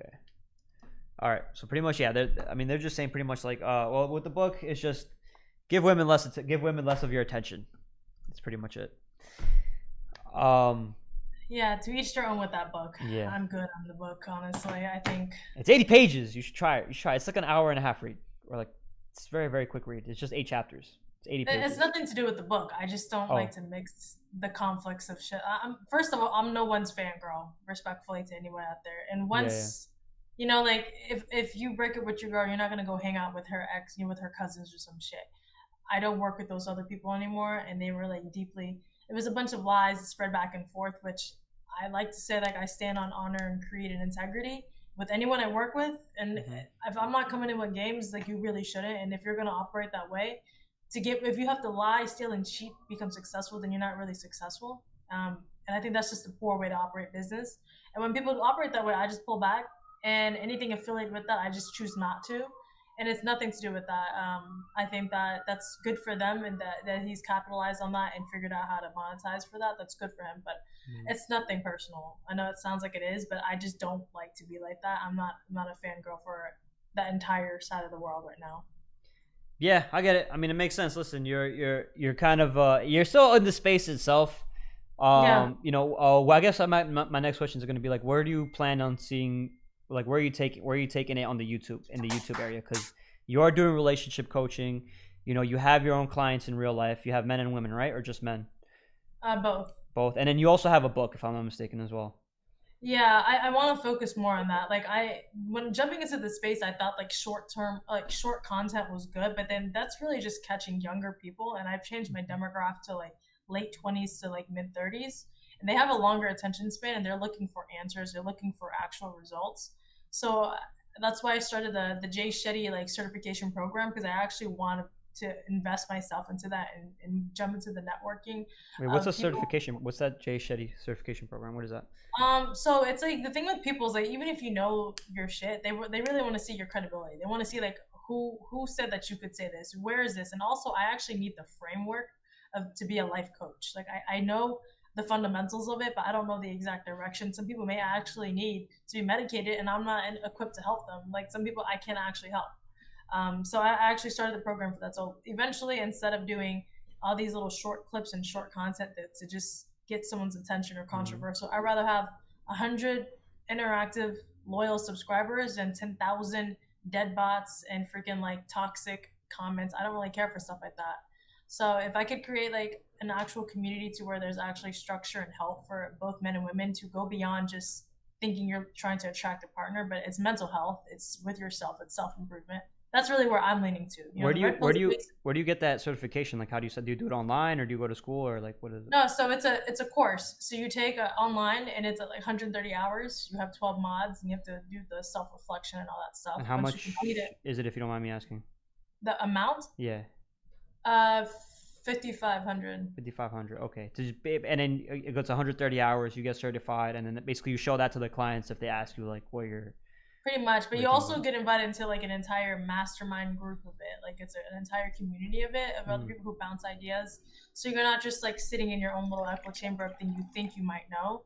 So you're constantly refreshing and sharpening your skills. And then I think that's really my direction. Like I want to go more in depth, and I think that the entertainment space doesn't give me space for that. I like going into like deep conversations and actually curing the problem from the root, instead of just stimulating like the idea of what you think you're right on. Like it's not really my space. Which is like the short form content, right?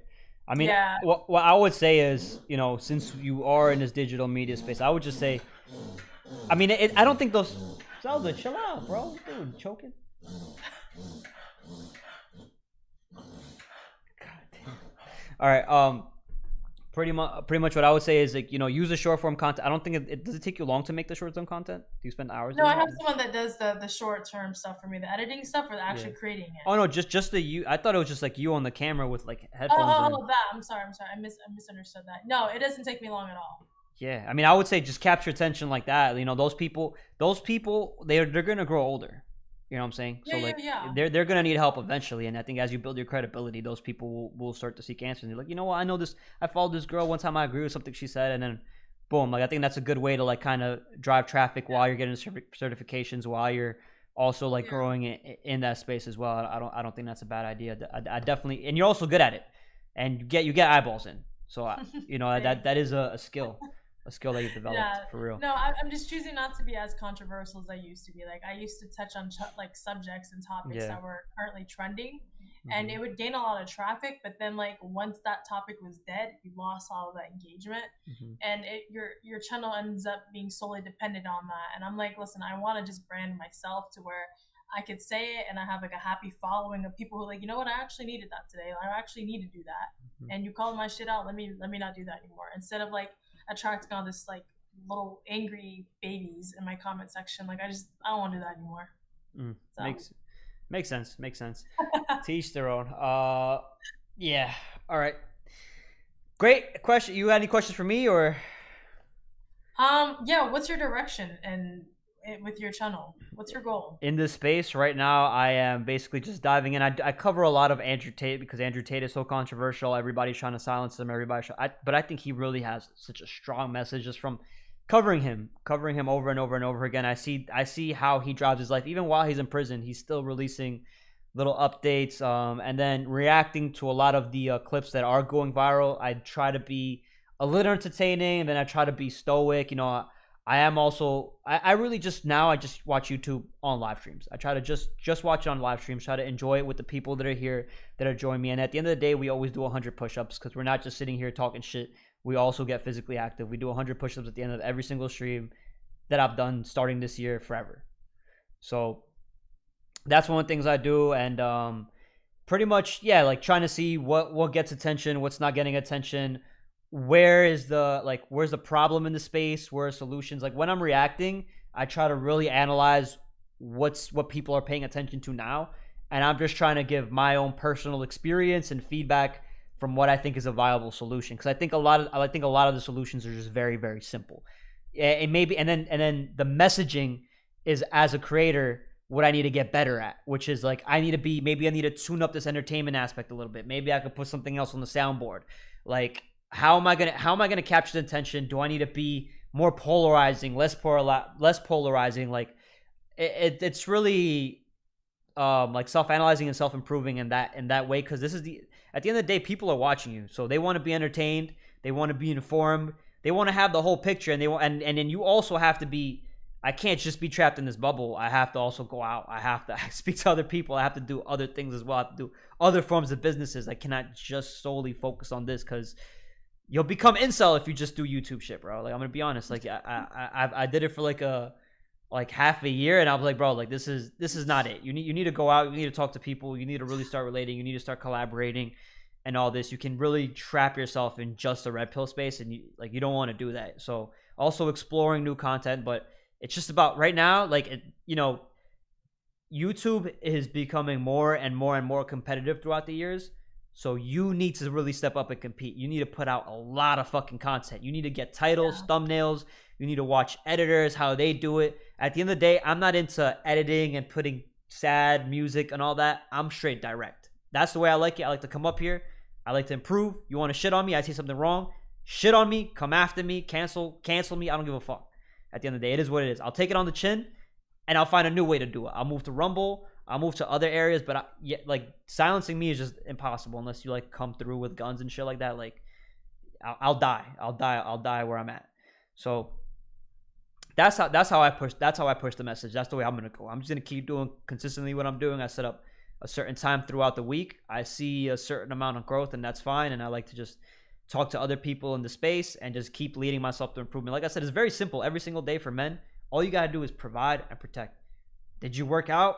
Are you finding new ways to provide? Are you finding new skill sets? Are you finding new people to connect with, new value to add in other people's lives? Like, that's it. It's a simple formula. So now you just gotta sit here and do it. But a lot of people get so trapped in their bubble, like, you need to like say it this way, or like you don't want to get like people want to attract one kind of like people that just agree with them. And I'm like, I'm never going to get people that just agree with me. I'm always going to get people that if people disagree with me, then great. Cause now I have another problem. Now I got to get this person. I got to find a way to communicate it in a way in which maybe it'll get through to them. If it doesn't, fine. On to the next subject. Every single day, people's attentions are focusing on something different. So that's how I've been navigating the space, to be honest. And it's just it's constant work, constant grind. I mean, it's a good mindset to have. I can see, like, I think most people want like an echo chamber. This generation likes hearing what they believe in is true, and they only want that narrative being pushed in their mind. Yeah. When you go against it, it essentially get canceled. I hate cancel culture. I don't understand why it exists. Exactly. So I mean, I support you for that. I think that's good that Exactly, you have that mindset to just weather through it and really grow from that. Exactly. Like I said, like I don't only watch people that I agree with. I specifically go out and look for the people that I disagree with. Because then I want to hear what they're saying live, and then I want to be like, all right, I like to reverse engineer how they think, how they're coming up with what they're coming up with. Is it accurate? What can you apply to your life? If I can hit those three things in an entertaining way, then subscribe. If I haven't, don't bother subscribing. Don't bother liking the video. That's just the way I roll. So, as always, Angela, thank you so much for joining me. This is a great conversation. Even with all the all the bullshit in the beginning, this is actually really, really cool. Yeah, thank you for coming on, as always. We got to do another one. This is kind of how you grow in a space, right? You make friends, you learn from each other, and then you come back, you regroup, touch on what's happened, see where else we can improve on. Yeah, so, yeah, for sure. No, I'm pretty set up nowadays, so it's on your clock. You shoot me the message whenever you want to. We'll reboot something when we figure out if there's something else we disagree on. Yeah. Obviously, the goal here is to find things that we disagree on, but it's kind of hard to sometimes because we're like-minded, but I think we just have common sense, to be honest. But what I would say is, like, maybe if you have a certain thing that you see a current problem, like a repeating problem. Feel free to throw that at me. I'm watching your content is what I'm doing. I'm watching your stuff, and I'm like, I gotta find something that I don't agree with this guy, so I can pick a bone with him. Yeah. So I'll wait for we gotta find something we fucking disagree with. We will get there. We will get there because that's what we do. We challenge each other's opinions. That's it. Facts. Yeah, that's perfect. All right, solid. Well, I'm gonna figure it out, and then I'll shoot you a message whenever I find it. And if you find it before me, let me know. All right, perfect. Thank you so much. Thank you for always having me. I appreciate you. Have a good night. Have a great night. Bye bye. All right, boys. W stream. 2 hours and 44 minutes, bro, and some of it was whack. I'm sorry for that, guys, but now I guess I gotta use StreamYards. I gotta use StreamYards. Breathe air. That's the way we gotta do it. Be at her, then it's his world. It's okay, G. Not all the time. She not, but I can see through it. But hey, thanks. That's me. Bless her man's heart. I live under Sharia's law. LOL. Pay attention to your politics. I'd rather talk to someone who disagrees with me than agrees. You don't learn from people who only agree with you. Yeah, man. I mean, yo, we were trying to have debates, bro. I'm not gonna lie. Well, we shot each other some debate topics, but like for the most part, we're in agreement on a lot of the things. I mean, I try to give her some. I always try to give people pushback, bro. Even with Logan, I try to give him a little some pushback. But the thing is that like it's not even that like it's hard to give him pushback. It's just, bro, like for the most part, I agree with a lot of the things they're saying, and I'm actually learning from what they're saying and how they're implementing in their life, and I just agree with the process, man. But she made a great point. I have to find things where I really disagree with her on. Let me see. In America, but I can't. What country is Angela related to Stevie Knight? I agree with G's. When you online all day, you become black pill. Yeah, bro, you do. Ethically, it's between you and God. If they never said no, then it's good. You guys have a long ass conversation here, bro. Yep, Dr. Durden. Yep, no time for social media, much less hours on scrolling. All right, guys, get in contact with Destiny. That'll be interesting. Should I just shoot him a DM? I don't know if I'm big enough for him to say, like, the thing with big influencers, you have to understand is that I like to bring value, and I think that big influencers like Destiny, they want to see people. They want to bring people in that is going to bring them more traffic. I could be wrong. I don't know. Maybe I should just shoot him a DM and see what's up. But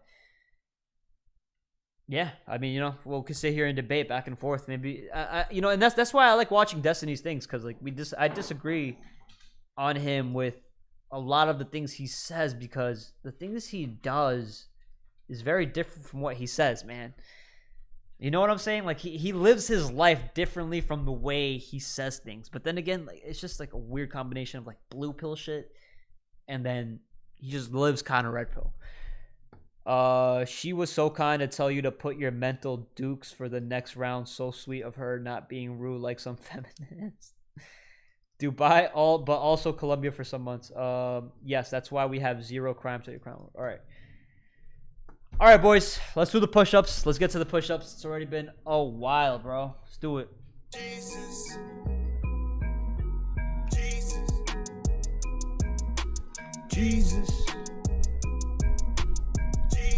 Yeah, let's push the challenge, baby. Jesus. Hold up. You need to do what you're supposed to do, not what you feel like fucking doing. That's the difference between a man and a fucking child.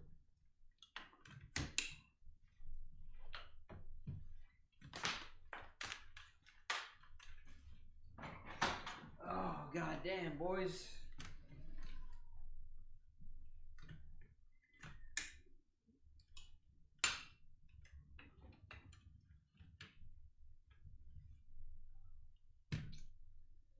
Yeah, I fucked up this wire, bro. Alright, gotta have to do it like this. Shit.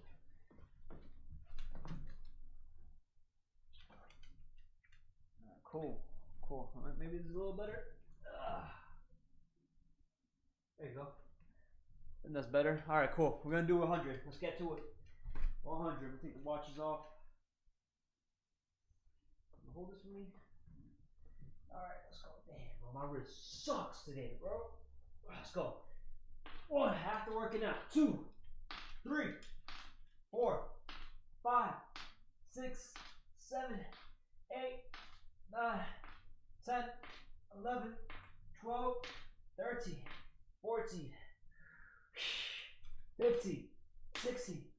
17, 18, 19, 20.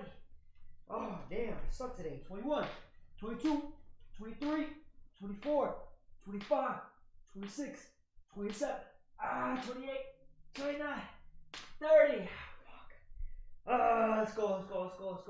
31, 32, 33, 34, 35, 36, 37, 38, 39, 40. 10 more. 41, 42, 43, 44. Fuck. 45, 46, 47. Shit. 48, 49, 50. Shit. Fuck. 50, baby. 50. Dr. Dern's on 30. Who else is in here? Hello, dog's queefing, bro. This dog is. Oh, so come here. Come here. I want to see you. They like your energy. Sit. Paul. Give me a heads up. Okay. Chill. Sit. Raise him. Good girl. Let me do my push-ups. 1, 2, 53, 54, 55, 56, 57, 58, 59, 60, 61, 62, 63, 64, 65, 66, 67, 68, 69, 70, baby. Yes. Making your chest like a gorilla, bro. Damn. Bro, there's no way you did 100 already, bro. There's no way. Oh, god damn. Alright, 71, 72, 73, 74, 75. I think still that workout, bro. This shit sucks. 76, 77. Shit. 78, 79. 80.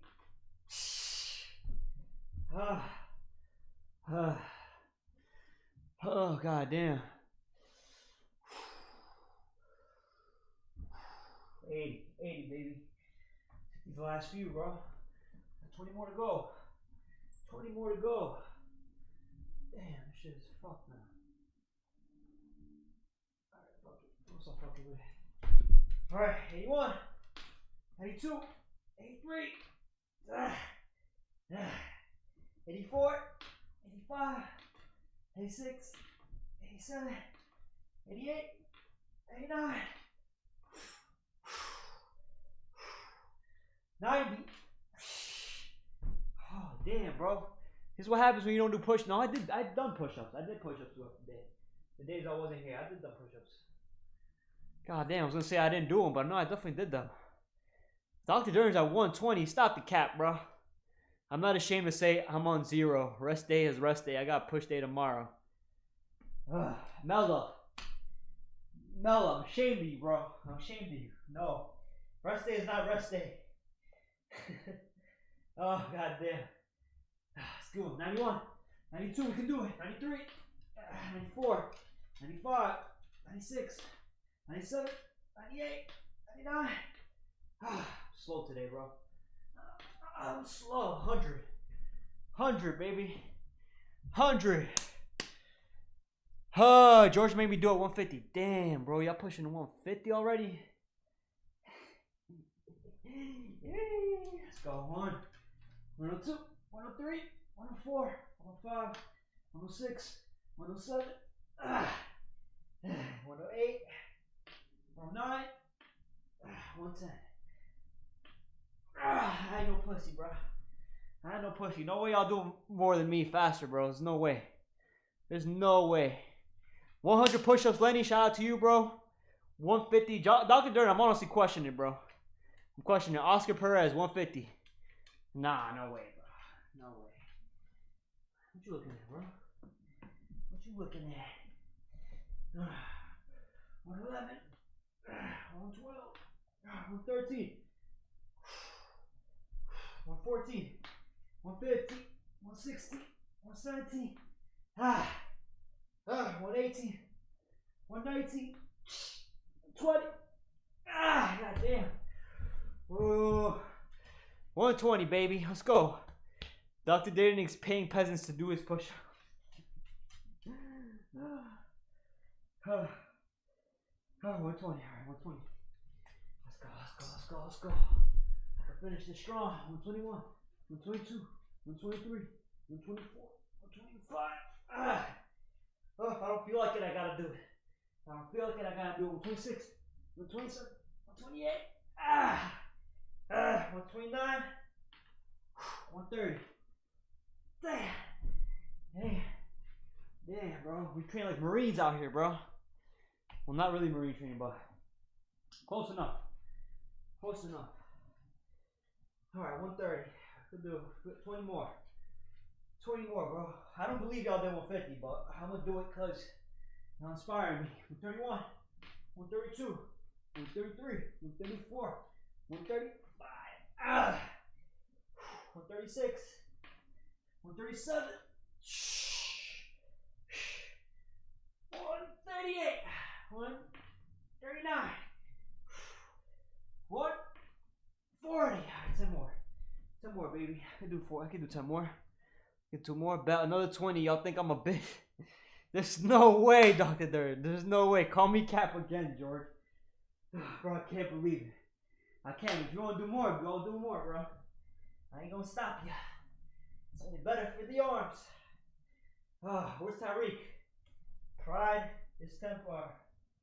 Pain is temporary. Pride is forever. Let's go. 41, 42, 143, 144, 145, 146, 147, 148, 149, 150. Shh. Nice and slow. Nice and slow. Shit. Man.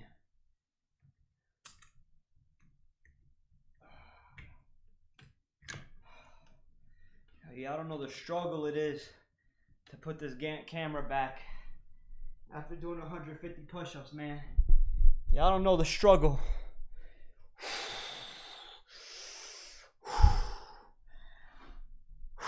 All right, boys. Mela did 50. Shout out to Mela, bro. Mela came in clutch. Came in clutch. He felt it. William, 100 or nothing. Nice. Nice. I'm good with 100. Nice, Lenny. Start Discord, George, so we can talk. So we can track IRL in real time. Well done. Well done. I'm not giving in to the peer pressure. Yo, Mel did 50. F it, bro. It is his rest day. Whatever. Mel, how are you going to get halfway up the mountain and walk back down without seeing the view for what it is? Do 100. God damn, William. Damn, bro. You really motivating him, bro. But it is what it is. Cut him a little slack. Now, you know what? Shit on him. Shame him a little. It's good for him. But Mela, tomorrow, we're doing 100. Don't matter. We're doing 100. All right. Yes, the fuck I will. All right, boys. All right, let's hit the outro song. Jesus. I love this song.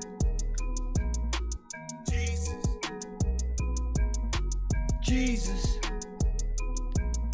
Jesus.